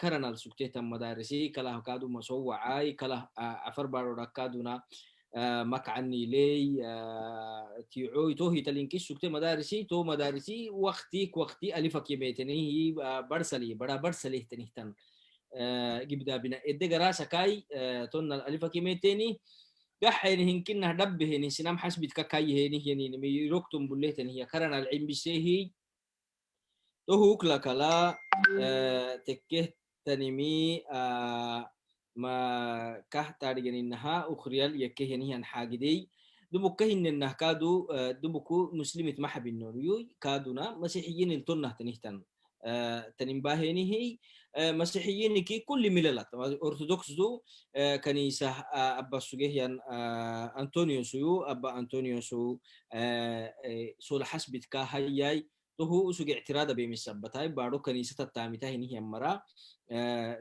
ساوه بيتانا ما فردينتا هرحك تو مسلمين هرحك سكتيمي وسكاد هرحك سجيمي تهي تاجها سول حسبت كهاي اللي سجار حكا كلا هني مي تبنا سنتك يرحكا كليني ترنا تنهتن قبح حل سوك أبكاي كادو بنت تكو كله تنه رعته تنهتن كروس دينك رعته تنهتن من الرتكادو ترنا تنهيان بودت أبكي ميتيني هي أو يا عصب محد أخريل آخره تكمين سنن كسلته هذه نقطة مهمة يعني حقولها بالعربي إن شاء الله بعدين سنان كسلته عسب لا وجد يكي سلتي ماكي وجد تكم محاه مكي نهي أنا مسرو تماتي عسب لا مباحتك تو حاجة دي ورك بره قد يني سنان ما يكادون يبريني يعني هي سنان مكادو مدرسين كي أمني حد أمني ألف فيه سلك هنو يعني ما أوي كن حكين يبريني كحسبت كن آخر معلومات أوي محاه دقلوك وليه جينه إنني يعني ما قدني نومر حاجة دي مع لكني كان يستحيلون إنهم معلومات كده هاي وكلتك محاه مكيناي تو هو أسمرال بنادن تحيل سجيه نهركا ثم سنام قدم اللي منقومر اللي سجوه مدرسة الكادو نهرك أمية عاصمتها ينايته رعتها تنبارو منقومر اللي ني كانت تككي عالم حد من التنيه تن سفارة التلتني أو لا هي مريتة التلتني تومر تتنكيه تبلو دوده تنهتان حاجة كنكو أمر به يعني كيني تنبله عالم قفته واشنا اللي كقفته لكن عصب الأن تنكاك كو تنهر كساكو حينها يعني هي مريبارلو أني وما تنين تنبله ميشنا ما عصب كساكو تا فيديو تبليني كاتكي كما إريتريا كي توبيا حاجة تمعيه وعدي يرتر يميته نيهم عصب يميته نيهم مري روبه نيهم فيديو تا عصب كا شارع القدم تنجيم متن عند عصب إلى كد عصفا سنا مقتول مثلا نور دايلو رعتين هي تور دايلو تساكنا تنه تنبيه كدبانم. سيدتي سادتي هذه نقطة مهمة جدا هناك أثارها بعض الإخوة يعني حتى قبل ما ندخل في هذا الأمسية وهي يعني الذي سار في أخريا كان مسموعا الذي سار في أخريا أصبح له صدى كبير في التواصل الاجتماعي سواء كان بالداخل وسواء كان في الخارج لكن ما السبب الآن يعني لماذا لم يكن بهذا المستوى الحراك لماذا لم يكن بهذا المستوى هنا بعد إغلاق عصب أولا سار هنا في أخريا عندما تم الإغلاق كان جاءوا العسكر والجيش التابع للنظام جاء في وقت في ذروة المكان عندما كان يلقي الشيخ محاضرته ومريديه فلذلك جاء الاعتراض والاعتراض كان منذ البداية كان إدارة المدرسة كانت تعترض والرجل الشيخ التسعيني المناضل الكبير يعني من المناضلين الكبار اعترض على هذا لكن لماذا لم يصير مثل هذا في عصب لماذا لم يعترضوا هذا الإخوة المتابعين الآن يعني أنا كنت أجيب كمثال مثلا عندما جاء السلام ما بين أعلنوا السلام ما بين إثيوبيا وإريتريا جاء بعض الإخوة وزاروا من يعني من الديس سواء كان من سمرة زاروا عصب مدينة عصب في حالة يرثى لها في الكاميرات والمقاطع التي وصلت إلينا لا تجد أحد سواء يعني سجلت 20 دقيقة يعني ساعة ساعتين لا تجد أحد غير الغنم ما يعني التي تتحرك في الشارع لا يوجد أحد لا يوجد من يعترض غير الأطفال والنساء وكبار السن لذلك الذي صار هو هذا ما نريد أن يراه العالم الآن هي هذه النقطة هي النقطة مهمة جدا ولذلك مع ذلك يجب علينا أن نصدح بأصواتنا وأن نثير هذه المسألة في كل المنابر في كل الأماكن في الشتات في الداخل إن شاء الله في الشرق الأوسط علينا ألا نسكت اليوم يعني الأمس الجزء الكبير من هذه الأمسية كان باللغة الإنجليزية ونحاول أن نجعل هذه الأمسية أيضا باللغة العربية واللغة العفرية أيضا بيوم خاص لها سنواصل إن شاء الله الآن أترك حتى لا يعني أخذ الوقت للناس أترك المجال للإخوة المشاركين في معنا من يريد أن يتحدث والأخ أستاذ عبد الرحمن السيد والأخ أحمد يمكن أن يديروا ما بقي من الحوار وشكرا. شكرا أستاذ شفاء. Briefly, what Shifa was referring to, we spoke in Afar for all brothers who joined us late. Basically, what Ustaz Abdurrahman and Shifa and Hussein Isa was saying is that what is going on in Afar is basically it's not typical. It's just not a simple closure of Islamic school, but an institution that was built by the Afar people by themselves. They built it in accordance with their tradition. They wanted to fulfill the void that was there, was not provided in the regular schools, and to basically to fill the gap that was there. And what is critical here is that the regime, when attacks and a foundation of Islamic foundation like this, it's basically attacking not just the religious institution, but it's attacking, in fact, the economic means of the people to provide for themselves and to govern in very little space that they have to instill in their children like inherited from their parents, and to guide them in a right path that will make them productive citizens. And this is what was lacking, and this is what, in fact, the Afar is losing, not just the school, but they're losing their traditional economic means. They're losing every capacity to raise their children and to provide for the community in general. Brother Shifa was also mentioning that the issues that has happened. For example, he was drawing parallel between the Ahriya protest and why is it there has not been a protest in Asab. And he was referring to a time, just recent time, when Ethiopia and Eritrea made a peace agreement, and there was a number of Ethiopian businessmen that visited Asab, took videos. He was saying there is not a single human being. You can see there's 20-minute videos. You cannot see any Afar or non-Afar moving in the town. That's basically, the town is a ghost town. There is nothing that was that ميت حيث تبقيت علي محمد توعدي.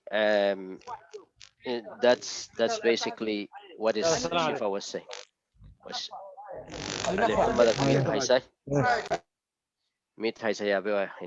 so anyhow, that's what in a nutshell, that's what they've been discussed. We're now going to be opening the floor. Either Brother Abdul Rahman Sayyid and myself and others who can answer your questions. Brother Shifa and all of us will answer your questions. If you have any questions, you're welcome to participate.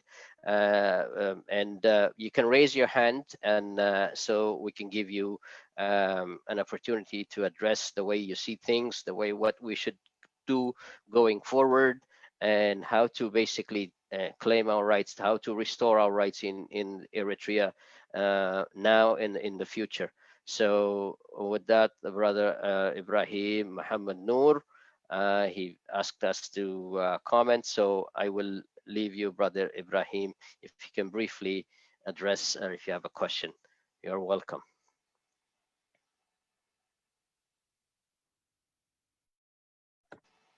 السلام عليكم. السلام عليكم. قاعدين تسمعوني إن شاء الله. السلام عليكم. السلام عليكم. كيف الحال والأحوال؟ أولا أحيي كل الحضور، كما أحيي اللجنة التي أعدت هذا اللقاء، وكما والمداخلة اللي عملها الأخ عبد الرحمن والأخت هلن والأخ والزميل هيلا مريم. وأنا أتكلم علاقتي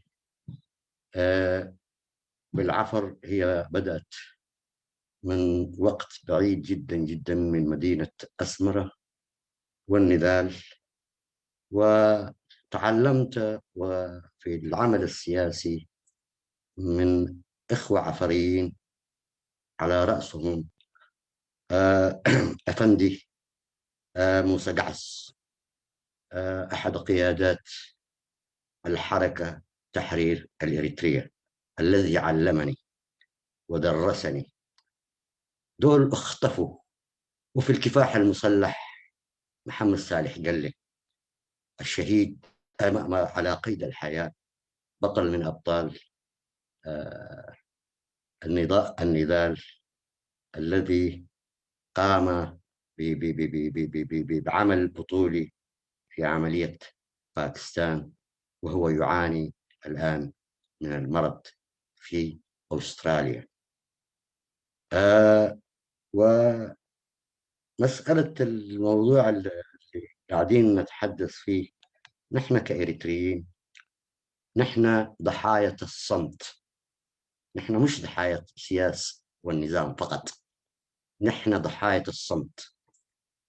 ففي هذه المناسبة أود أن أذكر كل الأخوة في العالم بأن يقوموا بعمل مظاهرة كبيرة على مستوى العالم، تنظيم مظاهرة بما يحدث، مش عشان الشيء اللي حصل في عفر يتميز عن الأشياء اللي حصلت في أشيائها، لكن لأهميتها.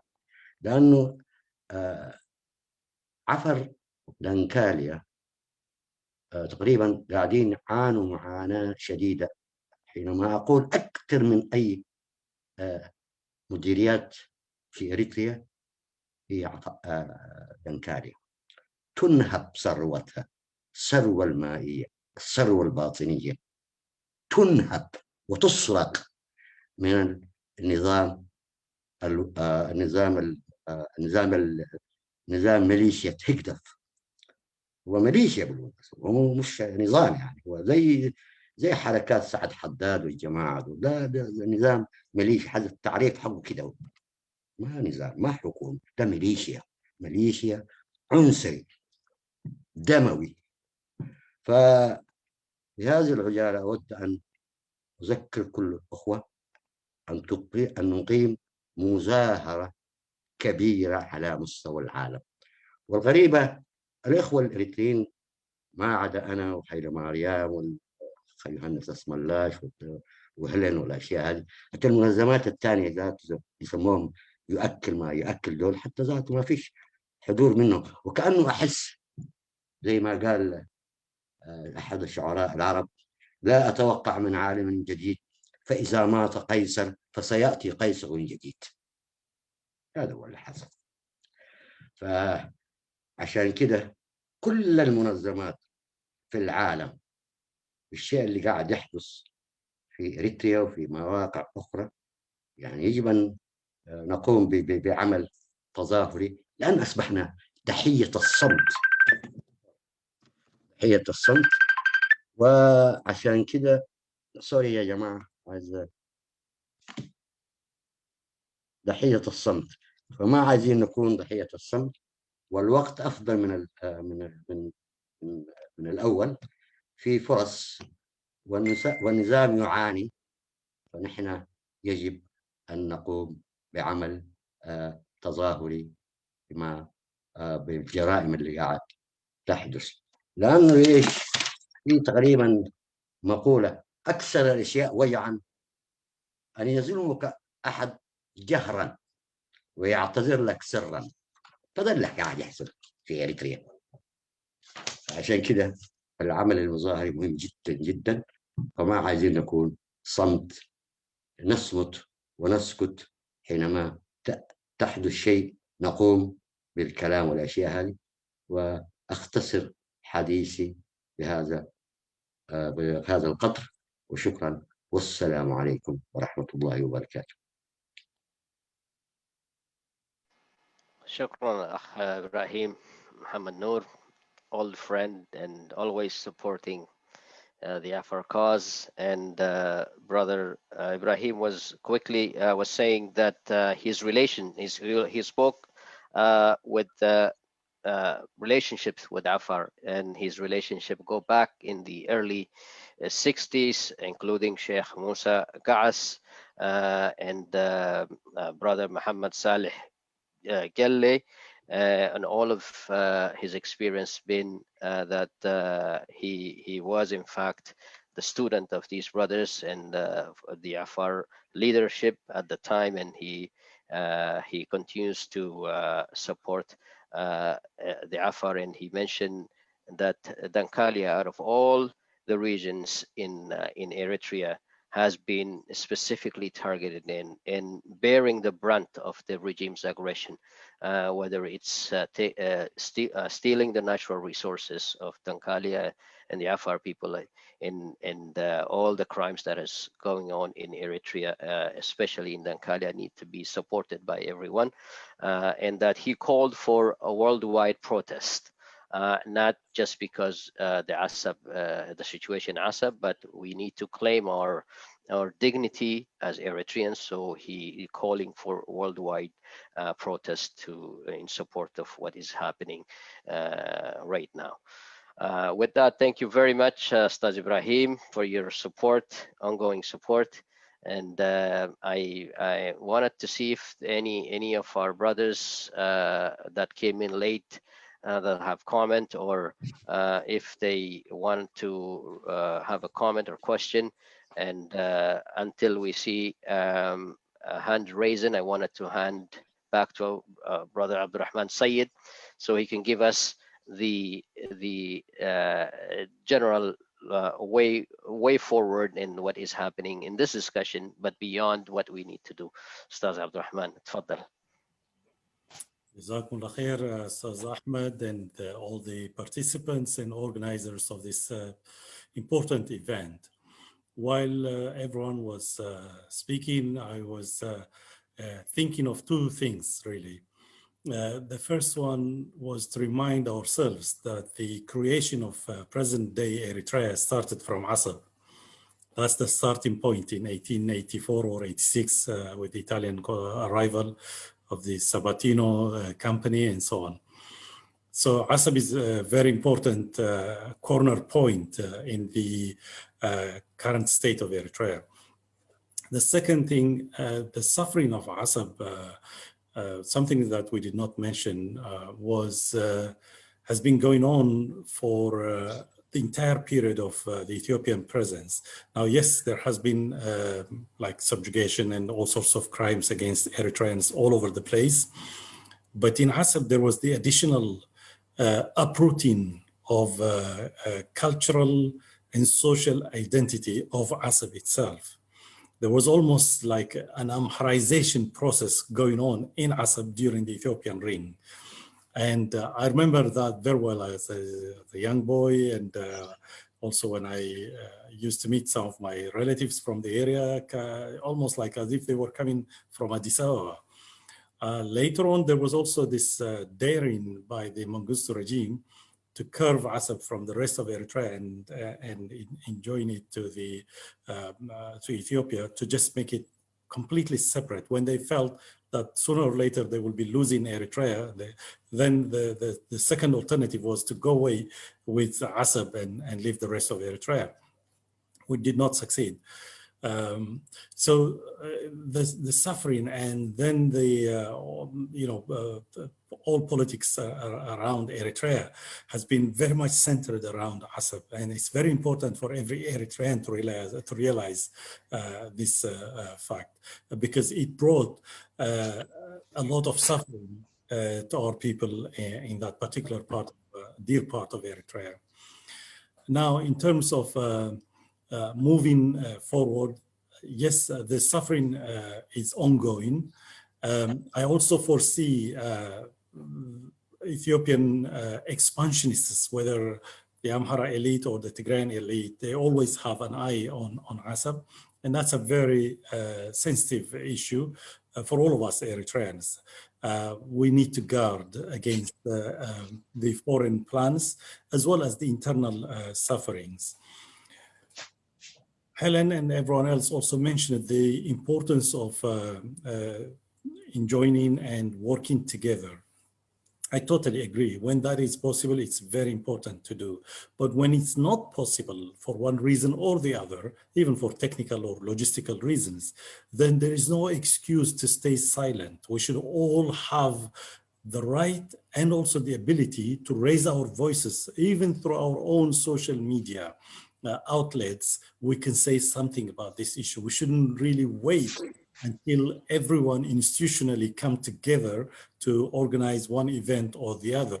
We should raise these issues of suffering in our country, in every part of the country, but also importantly in our part of, dear part of Eritrea, which is the Asab area. That should be also raised as equally and even more importantly than any other place, because the enemies, the internal and external enemies of Eritrea would like to see the isolation that has been implemented systematically for so many decades continue by even separating everything that goes on in Asab from the rest of Eritrea. And we should do the opposite. In fact, Asab is the heart of Eritrea. So if the heart stops, the whole Eritrea stops. That's how we should see it and work for it. The third important issue is to make sure we're all networking We don't have to be in the same group or in the same human rights institution or the other, but we can still network and raise awareness. I wouldn't have known about what happened to this school in Asab if I was not told by my friends and colleagues who are more keenly watching and following developments in Asab. So it was very important. The minute I was told about it, I immediately, because I knew the history and the background, it didn't take me time to just decide and consult and share with them my views and see what we can do about it. So that network is very important to inform each other about what is going on in every part of Eritrea, but also, if possible, to coordinate efforts, inshallah. I think these are the sort of things we can look at in the immediate future now as we speak, but there will be also more and more developments in the near future that we can always share and consult about and see what we can do around it. Very important indeed. Those points are really are the very much concern of our organization and our people in Dankalia. You're right. There is greater danger is on the way, especially with the normalization of relations.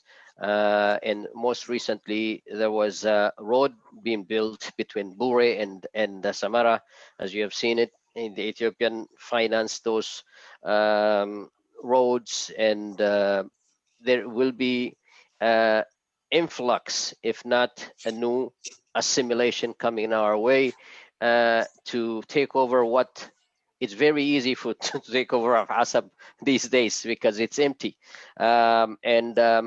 The Afar have no businesses. Their businesses, the fishing, like I said, the fishing industry, the salt minings, all of these things were not only sufficient for Afar development, but it was in fact assisting other Afars in the other regions, including Yemen. So this is has been all taken away. The Afar have no financial means to build and to rebuild what has been destroyed after Shabiya.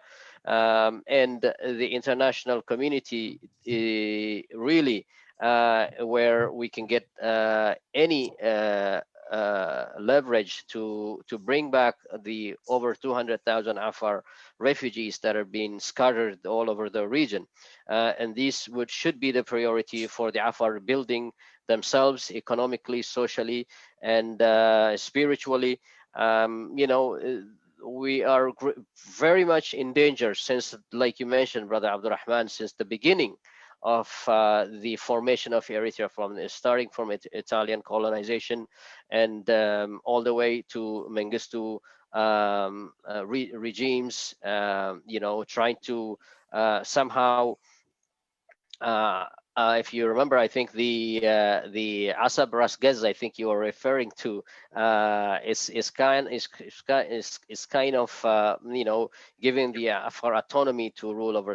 Somehow that was overrun 6 months after that was given, because he realized his time is up in Ethiopia. So he was trying to be good for the Afar in his on a deathbed, basically. And soon after, Eritrean soldiers walked into Afar, definitely destroyed whatever autonomy that the Afar was given by Ethiopia. So another way of building, hopefully, this is very important message that we need to send to our Eritrean brothers and sisters.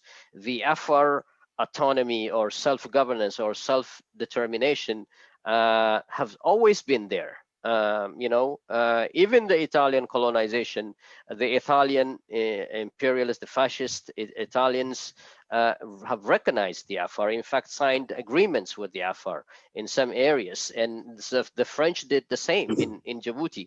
So all of this is to say that the Afar self-determination predates Eritrean self-determination.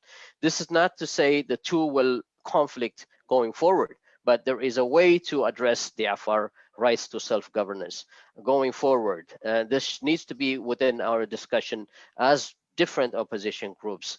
Like Brother Abdurrahman was saying, we all don't have to agree on certain issues, but there needs to be compromise. And need to be understanding of diverse culture, the background of the historic background of what Eritrea looked like in the 50s and 60s and 70s, and we can learn a lessons from going forward, how to mobilize our people, how to understand each other, how to build a roadmap in the future for Eritrea to going forward. So thank you very much for those words, Brother Abdurrahman. And I think I got a message from Ahmed Ali Hamad. I think he wanted to say a word, but I also encourage others to chip in and give us your thoughts in the current situation going forward. And I see Gurmai is also raising his hand. Please raise your hand so we can share these thoughts and continue the discussion going forward. So Ustaz Ali Hamad Kuhayo, inshallah. Ali Hamad. Mike Hirig. اوكي السلام عليكم ورحمة الله وبركاته. عليكم السلام ورحمة الله. أهلا وسهلا. حكى لقيت انت توبكوي اجيتك تو غيرها كادو ابس ليه انا رحلا كادو تكيتن وماني كادو عدوشان مش سام كادو ابس لا رح نهدي ساعتين هي نفختين هي قدام كادو كل سنه قد سنه قد هاي تو غيرها عفرو متكا افكي عاداي ديني دكو awai kaadu kadamki buhtanihi mango baadu kaadu aku geetinta afar baadu kahay takkay kalantaha barsalu ku afar baadu mango hui mango mella ku geetintahay toh yanama qomke sagala bolke sagala tabanke sagalaha afaraf dubuk bartaana mishamik sukti afar baadu umbisena hanu kenenimi toha ka umbisena mik sababa kaadu gersi baadu ke gersi aflehtan ummatata angaraw abeke hinna maykadu kenel tekem addoysana misami akek hinna maykadu lonu helin adake dini hagit tekeki addoysana misami ge wayonuhu dubuk afar fatken barsana may arabi hafken kalifana ma hinna maykadu barolli henin hatta tigreni haftake ka tekeki wo tigreni hafken baysana mahagidi wakal undisena hanu kenenihi توكي تاكي وافتكي إنكي متناي إنكي دبوك برتك ويا كلمة عفر متا دبوك عفر فاي وعفر فاي برتانا هنيني بريتوك بكلان محكادو تامسا مليه أنا فكوا تامسا بته دبوكو كاه برتانا ماي دبوك سني إن هفتا سني بره مرة اللي هي أبانا ما كره تبيع تو اللي باه سني لكن برسانا هاي توه غيرها أبرت توه بدلك سكتم كادو عربها في برسانا ماي ديني برسانا ماي تونه كادو غيرسي بڑا برسله تمبريتو تيا امته تبدع له عفر امتك عفر دايلو بيرا تنفع واي تحت اللي بري شخصيني مانغوم ديني حاجه دي كادو ديني بريتو تيلا بخسوجيني وهن كينا ادغينا انت كنوكا اكتي اتود عفر امتك تامكا الفان من حاجه دي ميتني تو شبتها فيركي تو إنكي تنعفر متتارجين فردينتا الحانو تو فرموه تترسك واكمي تو هكا هبانا ما توكل عفر تو أفتبر التقو دوبك عفر فاكره يان أفبرتانا دودو أكسوين مسبته أفكي عادل دوكو تنكاتككي دين الدوكو تنرعا اللوايتا مسبته دين دوكو أكاكتمي سيهادا يتنوح حكيكي بنادان تبري حيلو تياعتين مكي إيه وقلته تنه تندينتو إريتريال بدحته جيت انت مسبته او برابر سلح عدلو كادو اسي داملا تامتا جيت انت هاي انو تاترسك واكمي تو فرموي السلام عليكم ورحمة الله وبركاته قد جيت توكل تعالي اوي قدم معي اسحساي بارك الله فيك. Okay, now brother Germay Zemikel, I'll give you the mic, please go ahead.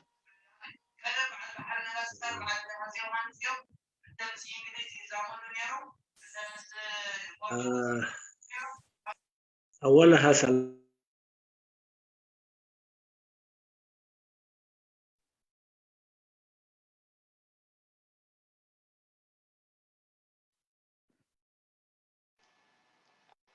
Brother Germay, can you unmute? Sorry. Germay? هل أنا مسموع الحين؟ اوكي، اهلا وسهلا. يس سلام هرحي. اهلا وسهلا. الحقيقة أنا يعني طبعا أتحدث بلغة ما أعرف، حتى العفرية المكسرة ممكن كنت أحاول بها، لكن حتى أصل الفكرة دعوني أتحدث. عندما تعلق الأمر، طبعا أنا أول مرة أدخل هذا الزوم، وأشكر الأخ اللي أرسل لي الرابط لأنه كنت بفتش عليه. ولكن يعني عندما تعلق الأمر بمدرسة ألمني جيدا، لأنه أعرف أحوال هذه المنطقة، وبالذات فرصتها من التعليم في كل العهود الاستعمارية اللي مرت، في كل العهود الاستعمارية اللي مرت في المنطقة. فناهيك عن تقوم بإغلاق أي إنسان يحس بالمسؤولية، ناهيك أن يخلق مدرسة بحجة أن هي دينية، سواء كان مسيحية أو إسلامية، كان بيفتش أي مدرسة حتى لو كانت يعني تتعلم السحر، حتى يتعلم الإنسان الحرف في هذه المنطقة. ليش أقول هذا الكلام؟ طبعا أنا يعني حصل لي الشرف إنه في شهر 2 من عام 1976 حطيت رحالي في هذه أقدس منطقة وأقدس بقعة فيها، ألا وهي بر عسول. فباعتباري كنت مبعوث يعني عشان أقيم من مكتب الجبهة في الشؤون الاجتماعية، أقيم مدارس، مستشفيات. فعندما حطيت رجولي في بر عسولة بعد رحلة 3 أيام مع الناخودة يعني العظيم ألا وهو السيد حمادي، بعد رحلة 3 يوم و3 ليالي من عقيق إلى بر عسولة، سألت من المدرسة في ذات الصباح، قالوا لي بر عسولة لا توجد فيها مدرسة. افتكرت أنه بس بر عسولة هي في ذلك الوقت يمكن هذه هي أصغر مدينة، فبالتالي يمكن يعني وبقعة يعني نائية، فبالتالي في مدارس في أماكن ثانية. فمريت من جنوب طيعو، من سارويتا، من بلدة الشهيد علي حمد إبراهيم، مرورا إلى عصب على طول البحر، لم أجد مدرسة. هذه هي دنكاليا بأكملها تقريبا. الذي يتخيل معي الأخوة أنه لو أخذوا طيعو ومروا إلى عصبول وإلى رحيت أنه لا توجد فيها مدرسة، وهذه هي ضفاف البحر. فما بالك بمنطقة برو، أبيني، عبة،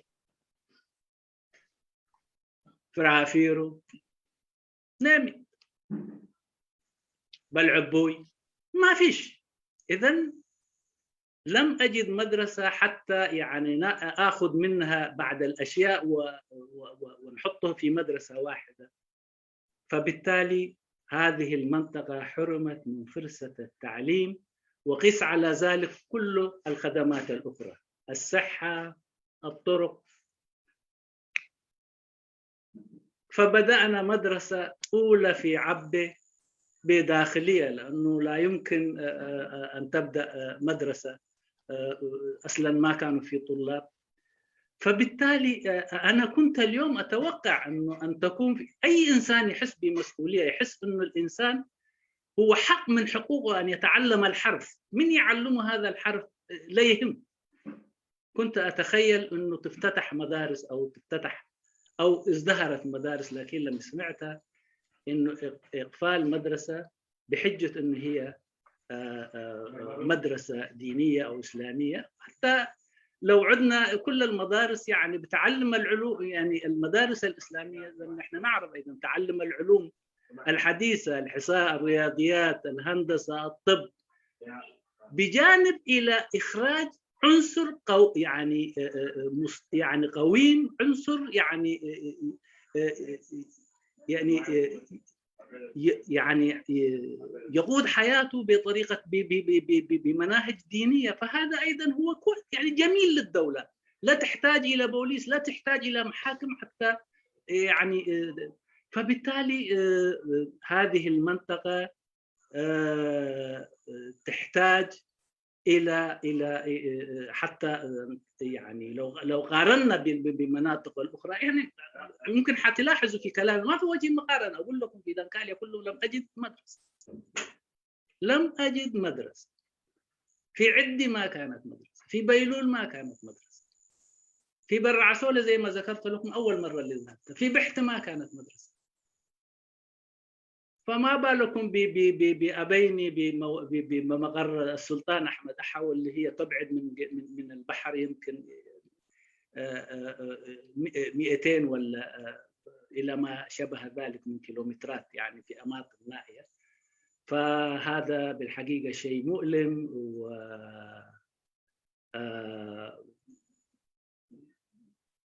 ونتمنى هذه المنطقة أن تأخذ حظها، وأن ننادي بصوت أعلى أن تكون في مدارس هناك، أن يكون يعني أن يمتلك الشعب الحرف بأي مدارس يشاءها. فما أدري، لم أقل شيء، لكن أنا حبيت أشارك ألمي، لأنه تألمت أول ما دخلت. كنت أفتكر أنه حتتكلموا في مواضيع سياسية، لكن عندما تعلق بالمدرسة الشيء اللي ألمني في 67 أيضا أجده اليوم أيضا، يعني الأمس مثل البارحة، حتى في المدارس. وشكرا. شكرا. Thank you so much, Ustaz Girmay. Really appreciate the input and your experience in all these villages. You're right. You know, none of them have educational facilities provided for the Afar, but especially when the community gets together and try to open school by their own resources, and then comes the regime and try to close what the community was able to do. And this is really a saddening chapter of the Eritrean regime's human rights violation. So thank you again. Shukran lil all the nice words. Ustaz Abdurrahman, I see you raise your hand. Go ahead, please. Inshallah, I just wanted to send a message to our tormentors, to the Eritrean regime. Of course, they might think they're smart and they're doing some social engineering by depriving our people from access to education, to their cultural and other orientation. But the message to them is really that's not going to work. And the history proves that. The very near history in Ethiopia, there was a process of Amharization in the whole Ethiopia for almost 100 years minimum. It did not succeed to change the cultural and social identity of the different Ethiopian nations and nationalities. In the Soviet Union during communism and in Albania and other parts, there were similar attempts, and they did not succeed to change the cultural, religious, and other identities of the people. So what you're trying to do in Asmara and from Asmara across the country in the whole Eritrea is to repeat a failed experience across the world, locally, regionally, and internationally. It's a failed experience. It will not succeed. And everything will go back to what is right and what is original. The rest will always just take time, waste a bit of resources, and pass. But everything else will remain. The cultural, social, and other identities will remain. You may deprive us of education in Eritrea, but we'll still be able to access it elsewhere through other means. Especially now with the advancement of digital communication, it's very hard to stop people from accessing information and education. And this is my message to them. Please do not waste your time and our people's and nations' time. The sooner you can stop and realize this truth, the better for you before even us. So this is my message to them, inshallah. Jazakumullah khair. Beautifully said, Brother Abdurrahman. Really, this is the regime, the social engineering, and the testing our will, like you were mentioning. They're trying to see if this project has succeeded. And like you said, the Amharization did not work all of these years with more resources and power than Eritrea has. The Eritreans rejected it from coast to coast. And so is the Tigranianization by this current regime. It's not going to happen. We're going to resist it. And even though what is happening in Afar right now is a form of ethnic genocide and ethnic cleansing that has been starting from the cultural attacks, even alphabets, even your mother tongue, all the way to your economic infrastructure, your way of life, depriving you from going to sea, getting your salt from the ground. All of this is a sort of ethnic cleansing and genocide that we need to pay attention to. And thank you very much for that insight. Brother Haile Mariam, I see you have raised your hand, so I'll give it to you, Brother Haile Mariam. Sure. I second or support whatever Abdurrahman said at the end, that this is unstoppable, and it has been proved in Tigray. And the last thing they try to do is to destroy your cultural and religious sites. And for foreign countries with this background of Middle East conflict to come and join with digital weapons against these atrocities is very, very, very historic. And I would like to share some stories about the Orthodox Church that not so many people know. I have been told this story by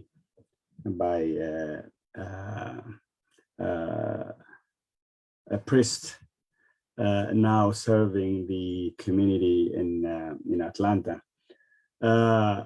እንታይ ገይሮም መስለኩም ቁርብ ትግርኛ ክሕውስ እዚኦም ምፅእ ምስ በሉ እቲ ቤተክርስትያን ናይ ኦርቶዶክስ ከም ዋናታት ናቱ ወይ ተዳፋዕቲ ናቶም ኮይኑ ቀሪቦም ብዙሕ ሓገዛት ክገብሩሉ ጀሚሮም ማለት እዩ ኦርቶዶክስ ቸርች ሓደ ካብቲ ዝገበሩሉ ህንፃ ናይ ኦርቶዶክስ ሴንተር ኣብዚ ናይ ቢዘን ባህላዊ ውሽጢ ኣስመራ ሰሪሖምሎም ማለት እዩ ብዙሕ ገንዘብ ብናይ ሽዑ ናይ 4 ሚልዮን ገለ ብዙሕ ብቲ ግዜ እቲ ብብር ማለት እዩ ሰሪሖምሎም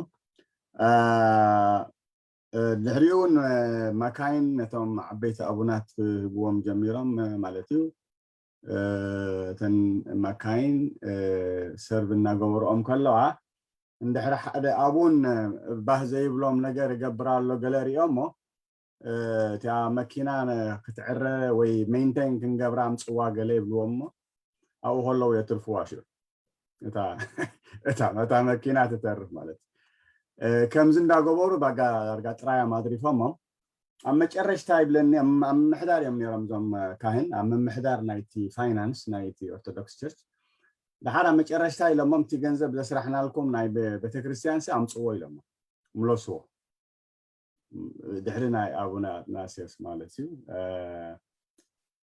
ምለስዎ ምስ በልዎም እዚ ቸርች እዚ ከምዚ ኔትወርክ ናይ ካቶሊክ ወይ ከኒሻ ዘለዎ ፋንድድ ቸርች ኣይኮነን ካብቲ ناي انتاي زبلو ناي موبا زئكبو غنزب تراي زنبر كاب كهنات ناي زخونة بتكريستيانات بنايتي عدي زقبر ناي قبرنا وي مريت مهاب قليم زنبرن بر دومز بحال نقري بلون جن انتاها قبروم جم كفلوا مسبلوهم وأما دحان جزية هابونا خن إكبيلهم جزية وسيدهم انتاي قبرو هابتامات زبهالو إرتراويان دبدابتات صحيفهم عدما قبرو لهم مالتيو حقوزنا اتعدانا ناي منقستي بعلفتي إذا سرح لهم سي بقى ختصاوب لهم دلينا بريشر مور نتبت كريستيان عمنات قطصر نمقتاو deprive منه قبرهم زي بقى زي جنزب تمصو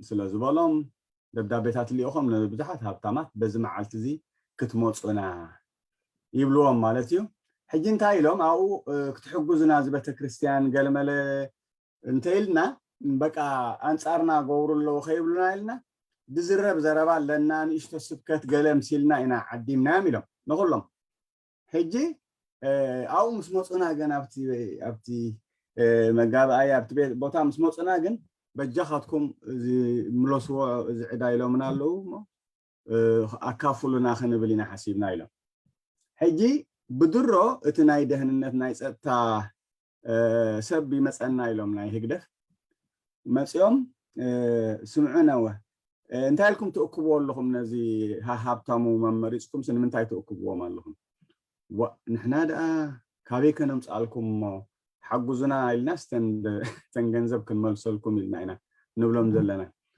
እምበር ጽቡቕ ጽባሕ أبتي كتأكبوهم كلهم من دلائكم غيركم أكبوهم ولا سبقوهم أبقى جن جنزب كفولو خيتو حجي نحنا حبينا تزربا زخلو جنزب هاونا خي نبل إنا تتنكرنا تشرح زلنا يلم حجي نسبحيتو زخف أنا قرنتا خويني زبها لنا قريب لنا لم نتحسب أكيبنا بقى أنا من تاين عاخ مان كينبل تطواب بلا منا مالتي له حجسي إذا عينت سرعت نزي تشرش خمس جيرو ساقيو جناخا بقى بقلب كريستنا تقاليش نتي نعو خمس وكل جيرو خزراب كله بتعمي وكابز جر مكامو زياتهم جي أب دقة كوينهم حزب زوجول بلوزولو بمولهم بزي تساقيهم زموسيو اما ولا زخفل الكامس زبل منغستي ناي بحقي كساب كندي نتي تشرش خسامه قرش تفعنو خمز دلني منغاري حجي دما حدش ابون ممرات كم سمعوا زلهم بزح لعلن تحتني لهم ግን بمولو زناي ايسترن اورثودوكس داياسس مولع علم زل دما تقايمو مالو بقى نحنا منغنا زدلينا بس زي كبهال صنحه هيوت منفساون كالق علماون تمرتات نقسملو اب عدنا اتينا بنصا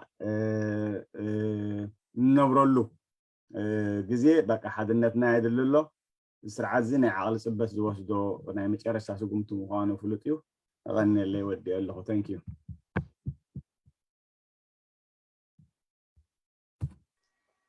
Thank you very much, Brother Haile Mariam. Thank you so much for that. Is there anyone that has any either questions or comments? Otherwise, we're going to wrap it up and thank all of you for your kind giving us your precious time to join us in this situation. أستاذ شفا حسين ولا سيد ينك اللسان أنت اللي نكي أكوي تكلف نجده السرو لنتنك أستاذ شفا تفضل. أستاذ عبد الرحمن, is there anything that you'd like to add or in conclusion? I would like to say maybe a few words about unity in diversity. Wonderful. Diversity is, alhamdulillah, it's a blessing from Allah for those who believe or God. And it's also a reality in Eritrea. So no one can change it, and no one should really even try to change it, which is what the government or the regime in Asmara is trying to do.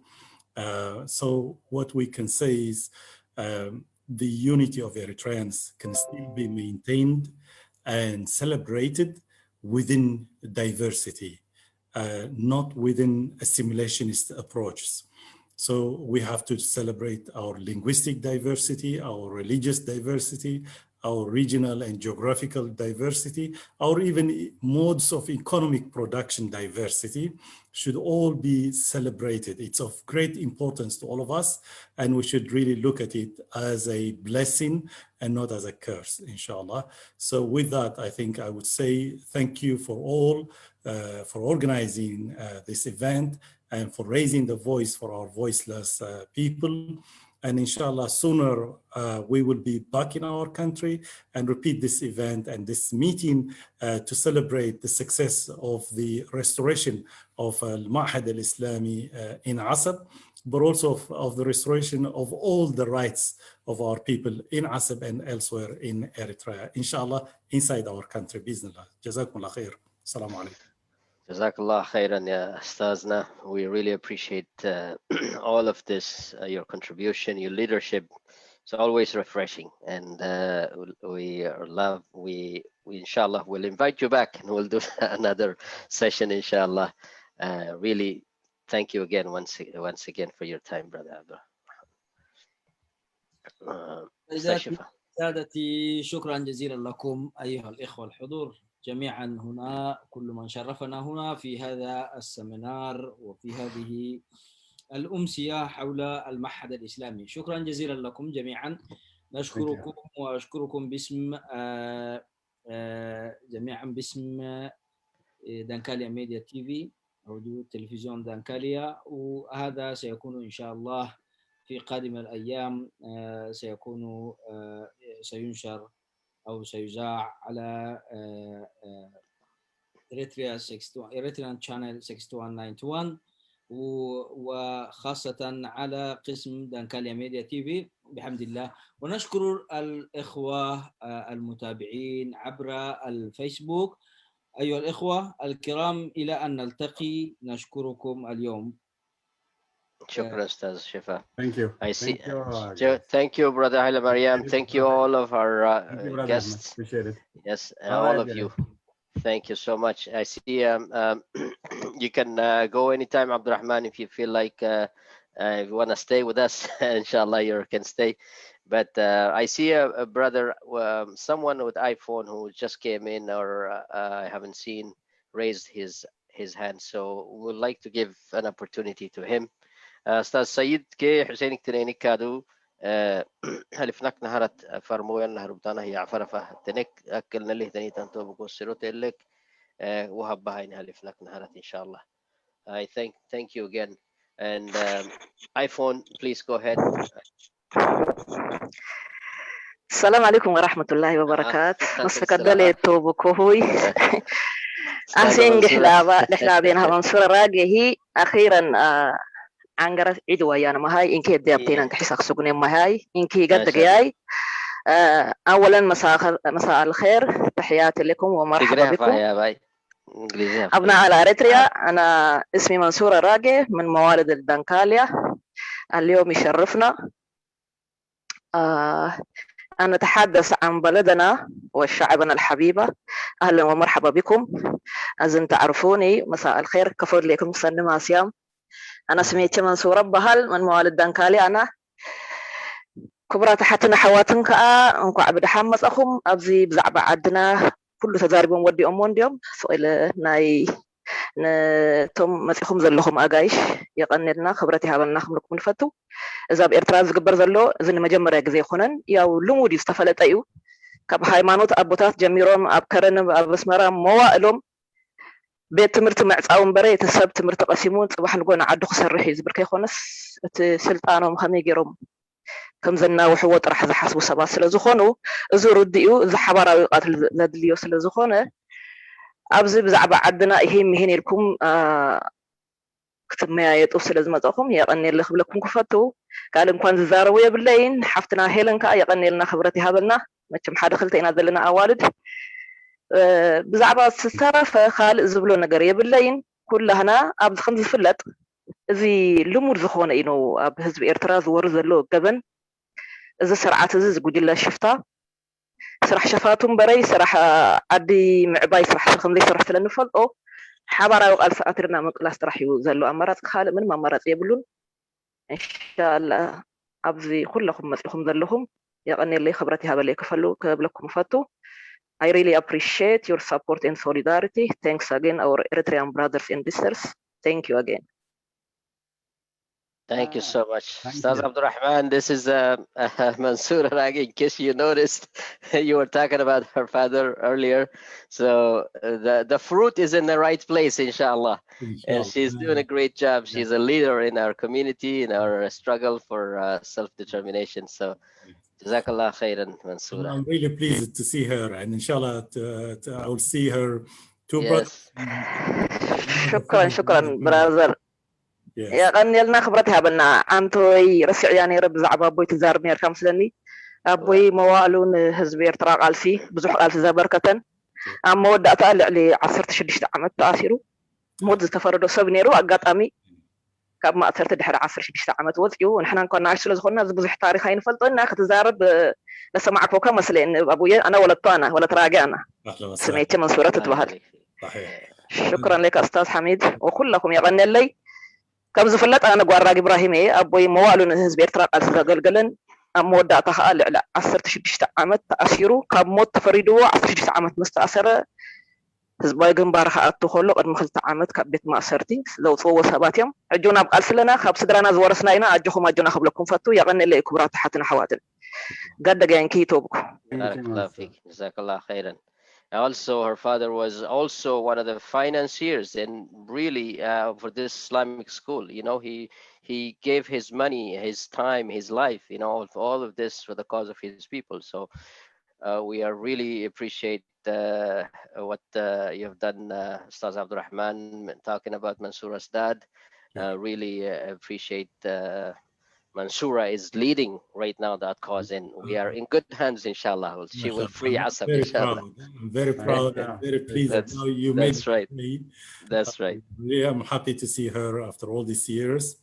And inshallah, maybe one day, also part of this media and information awareness raising efforts, we can talk about people like Ragesh Shahim. I grew up seeing his pictures with my father, and I grew up also knowing about his story. He was like in life imprisonment. He used to be allowed only, I think, short, brief visits during the day to his family, and then he would be sent back to prison. There are so many people like him, but definitely those we know about, we should really talk about and raise their history so everyone can know it and then inherit and work, to build on what they've left behind, inshallah. So thank you very much. Thank you, brother. Thank you. Ustaz Girmay, you have your hands. وأنا قال أبوي راجع مرأي بتعمل تحقيسه دحري أكيدو تزارب كابقتنا وأبوي راجع خاد خيد من يوم وزيفلتهم مجمرتا جرو تي سورة إرترا مالت دحري سبعتات دحري ساتات زقات من السجمات دكانيا بعل عبد الله سليمان ناتمر حوحد خدستاي مجمرتا نصوم يخلوه خمس نبرو نصوم يمجبوه خمس نبرو دحريو وين بعل حبتا حليمة انت دي تقاقيه كمون حوا كل ما بتيك قال سنيرون بطعمي زا وعروزيا والتوم انبسائيا دمصاب مسمعي بطعمي تحبويسي احواتا مالك مساي كوينوم زقالسو زنبر قالسون ذكره اجوخي بقى صبق دمص خسميعه يقني اللي يقننا كبر حاور ماي خبرتي هذا النوع حبتي ما ويا تسوي أنا راه أبوجني بعد أما جمرة كوابي بزحات صدرا ولا قالوا له بزحات كاس تسوي له صدرنا تم ناس النت بوحدة سبعة ثلاثة جوايجن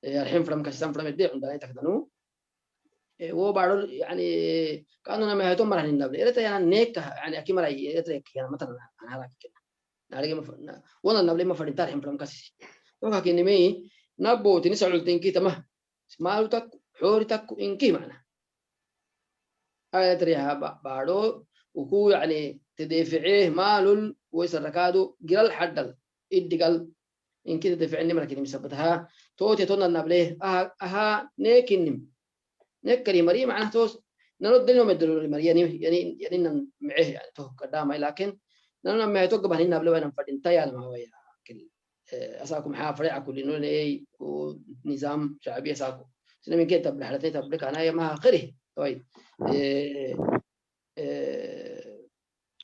ديني حد تو تميته ما نقول كذا بقت تميته كذا هنا تو سارة ما قدر الحين رسمي لأنه نتاريخ كل عبنان فنده يا بنان فدينته أوي أنا تري ما نقول نيكا سمعنا هاي أوي نبو تيني سعولتي أوي يا عمو سقعست كيكي يا كتوتك كيكي وسرع الراجل كيكي أجي حلو دوما ربيها مرتكي ما نقول ما نتحق دي قابوس يعني كل اللي هني من قابوس هي تساوي كيني كيلينك وسون لا بخسو يعني كيلينك دوما وسون بيني هني حاجة دي يارجي هم مرتالي ولا كا نجا عن دوكمنتري كيني كلام فدينته أبارمو نينكنم كما لك الله وين أنا كما اللي هي لينه نو يميتك كوين ما بعد ونا يقولين فدينتا ميتا كادو يدو هنام فدينتا هاي أو ما حد حق دي ما حد حق دي الحمد لله ساكو نتوب كلكو أرون اللي هنقول يا مملوكات محا مانجو ولا تجلسك نميته تهينكي كدم والله لأنه سنان تارجين فدينتا لك كريم راي نتكين كادو كمر اللي هي وعد كادو تو كادو فللي تكيني مسبتها إنكي كوزا لقد دقيقي أنو تمقدر حق تبتهي سلام إنكي كادو محامي بتبتهي والسلام عليكم يحلو السلام عليكم ورحمة الله وبركاته. عليكم السلام. Assalamu alaikum, inshallah, all of you. All the best. You did great, brother Abdurrahman. So thank you very much. Yeah, we're just having a family talk here. Jazakallah khairan. And قد استاذ علي ما علي قال حكسك يعني انها documentation مهم يعني تاريخ تواي تكل اللي تنهتن توبكو تاريخ كي تساوير كي تنا تنهتن مين كي نم مهرحت هيا هينه اللي فدين تحتنين لا نني هدي ابي وينكي تو يسا كنا ندي ابنيمي معناها توبكو اكي مري كحس ما يتم معناها هاي تنا تنهتن مهم انك فدين تا تهلينكي قد دقياي استاذ حسين عيسى قبا يعني تويسر كومنتي قبل تيعنو ضدنا اللي فناك نهارتا ان شاء الله نيك نهر عن هنا تويسر هاي قد يا ابو اهلا وسهلا يب اوكي جلس انكي هو بين عرفها يا ابي شويه معه كما لاحظنا معنا نحن اذا عندما لاحظت موجود بيننا شخصيه ناضلت في جبهه التحرير السيد المناضل جرماي في يعني إذا لاحظتم أثناء حديثه عرج على الكثير من المسميات من الأسماء أسماء المناضلين في المنطقة لأنه هو ناضل في هذه المنطقة وهذه صورة حية للتعايش والتعاضد الذي كان موجود بين المكونات التي يتكون منها الشعب الإريتري كله بصفة عامة. واليوم نحن حقيقة هناك يعني تم تدوين أغلب الأمور عن مسيرة الجبهة، لكن ما تم في دنكاليا والمناضلين الذين ناضلوا في دنكاليا أغلبهم مغمورين معنا ما التاريخ حقهم لم يكتب، مسيرتهم في النضال لم تكتب، يعني حتى التاريخ الشفوي لم يتم نقله كما يجب. مثلا المناضلين الذي كانوا يرافقون السيد حمادي ربان البحر منهم يوسف موسى وكذلك مناضلين من أبناء برعسولي وكذلك من أبناء بيلول ومن مناطق أخرى كذلك كانوا يتواجدون معهم حتى من بوري وغيرها من المناطق وفي مقدمتهم المرحوم محمد أحمد حطب يعني نحن بحاجة ماسة إلى أن الرعيل الأول المناضلين القدماء أمثال السيد المناضل جرماي وغيرهم ممن عاشوا في دنكاليا وعاشوا مع العفر في دنكاليا وناضلوا معهم جنبا إلى جنب بكم، يعني نحن نستطيع أن نعيد مرة أخرى الصورة التي كنتم تقدمونها أنتم ورفاقكم في تلك الفترة. من خلالكم نستطيع أن نعرض أن دنكاليا كانت معجونة بدماء كل المكونات التي يتكون منها في جحساء الشعب الإريتري ككل.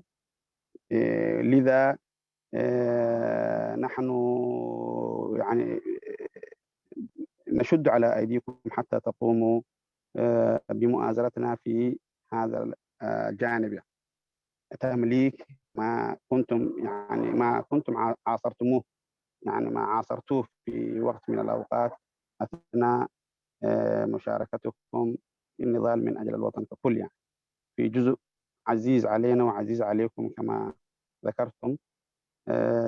وأشكرك يعني المناضل جرماي، أشكرك مرة أخرى يعني على المشاركة وذكرك للأسماء التي ذكرتها حقيقة، لأنه حقيقة يعني حتى لو ذكرت تجربة الجبهة وذكر النضال في وقت جبهة التحرير، لكن الأبطال المشاركين من أبناء دنكاليا في تلك الرحلات من أطراف المملكة العربية السعودية وكل دول الخليج إلى سواكن وإلى الشواطئ الإريترية لمهاجمة قوات الدرق، هذه الأمور لم يتم تدوينها ولم يتم يعني تمليكها للجيل في الوقت الحالي، وهذا حقيقة ظلم كبير. لذا نطلب منكم أن تتعاونوا معنا في تمليك هذا الجانب للجيل لما له من أثر على الوحدة الوطنية وعلى الشراكة وعلى أن هذا الشعب كان يتعايش سويا وكانت قضيته هي قضية واحدة منذ الأزل يعني، وستبقى كذلك. والشكر لكم. السلام عليكم. قبك عليه. الو. وعليكم السلام. بارك الله فيك. قبل يعمل مايا استاذ جرماي يعني جرماي تفضل استاذ جرماي. يا به ما عفرفا يا بهبط على فكره جرماي كادو عرفتين اسم كارجوي جانبي عفرفا يا بهنا عندنا يا بابا. اوكي طيب تفضل استاذ جرماي بالعفري لو تشتي. لا بس انا عاوز اثني على الكلام، لانه الاخوه اللي تكلموا حتى لو فاتني بالعفر من المتكلم، طبعا انا وهو نعيش في مدينه واحده تقريبا، التقينا قبل كده. ايوه علي قالت معك. مساله ذكر يعني اقل ما ممكن ان يعمله الواحد هو ان يذكر شهداء وأن يذكر أيضا إذا كان هم حيين على الأرض الله يطول في عمرهم، أن يذكر أساميهم. أنا مستعد في هذه المسألة، سواء كان لو جيت البحارة عملت معهم كثير باعتبارك حركت كثير في البحر، لأنه كنت يعني أتحرك في ما بين برعسولة عدي بيلول كمنطقة كنت فيها، سواء كان بدرجة ما مسؤول كنت فيها. فالبحرية مثل حمادي، طبعا علي حمد إسحاق لا يحتاج هذا الكلام، هو شيء أكبر مني، لكن ناس مخدين، ناس موسى هذول الموجودين، ناس أحمد حطبة ذكرتهم، شامبل إدريس، في شيخ المنادلين أحمد إدريس ديني، علي قافو، إدريس بولو، وكثار حتى ناس إداقي ما أعرف إذا كان هو موجود اليوم، الشباب اللي توفى الشهيد علي حمد إبراهيم، أنا يعني ما أعرفه، لا أقدر أدونه على شكل كتاب، لكن إذا كان عندكم أسئلة أنا يعني بالتي أعرفها حاضر، حتى على المواطنين مثل الامرأة الفاضلة يينا حليمة، هذه برضو امرأة كانت بطلة، هي يعني تتحرك من جنوب إلى شمال دنكاليا بعمل جماهيري، وكتار يعني وكتار، وبالتالي ممكن يعني أنا ما حأقول أذكر كل شيء، لكن ما أعرفه ما موجود في جعبتي. يا ريت إنه الواحد يسألني ماذا تعرف عن محمد أحمد حطبة؟ أين ألتقي؟ كيف هو؟ ممكن أتكلم عن الشهيد علي محمد إبراهيم، ممكن أتكلم يعني شخصيا اللي بعرفهم اللي عاصرتهم. علي البطل الذي لا يعرف مين هو مين، بقدر ما هو الشخص المتفاني والبطل هو أخ له أيا كان هذا الشخص. كان يعني يمكن في كتيبته كان من أفضل الناس اللي كان يراهم، كان يعني قد لا يموت لا بالديانة ولا بالمنطق فيه. فكثير من صفات الأبطال كانت فيه. حتى كلامه في بعض الاجتماعات الإدارية اللي كان يقولها، هذه كلها الأشياء موجودة، وأنا ما سوف لا أقل بها إذا كان في أي شيء. وشكرا. والشيء يذكر أنا دلوقتي ذاته يعني نشطت ذاكرتي فبالتالي أنا حاضر. شكرا حبيبنا. في النهاية نتمنى تجمعنا المناسبات السعيدة إذا كما جمعتنا هذه المناسبة، وإن شاء الله كمان علي كاركت قريب منك تقريبا ما بعيد، نعرف بعض ما يوصل معاك ما تعرفه وما عايشته وما عايشته عن قرب. شكرا جزيلا مرة أخرى. قد قاعدين بحي عمو قرماي، السلام عليكم. علي كانت معاك من كولن. طبعا ده بكليه هنا. انا فوق ما جيت انا بدي هنا. هيا قدك يا هاي ان شاء الله. هاي توي هاي اخر الحمي ساعات اللي بكلمك كلمات ان شاء الله يتقبلنه يا متى عارف ما نقول كوك بارتيو ان شاء الله عمو قرماي. اذا عندك كمان فوتو كي وانا ذكرتني كي ممكن اذا عندك او كتب مكتوبه كاد كوك بينه نانو اني حلابه يعني ايدادو نكتبين فنده اتدوم مانغو يهول سي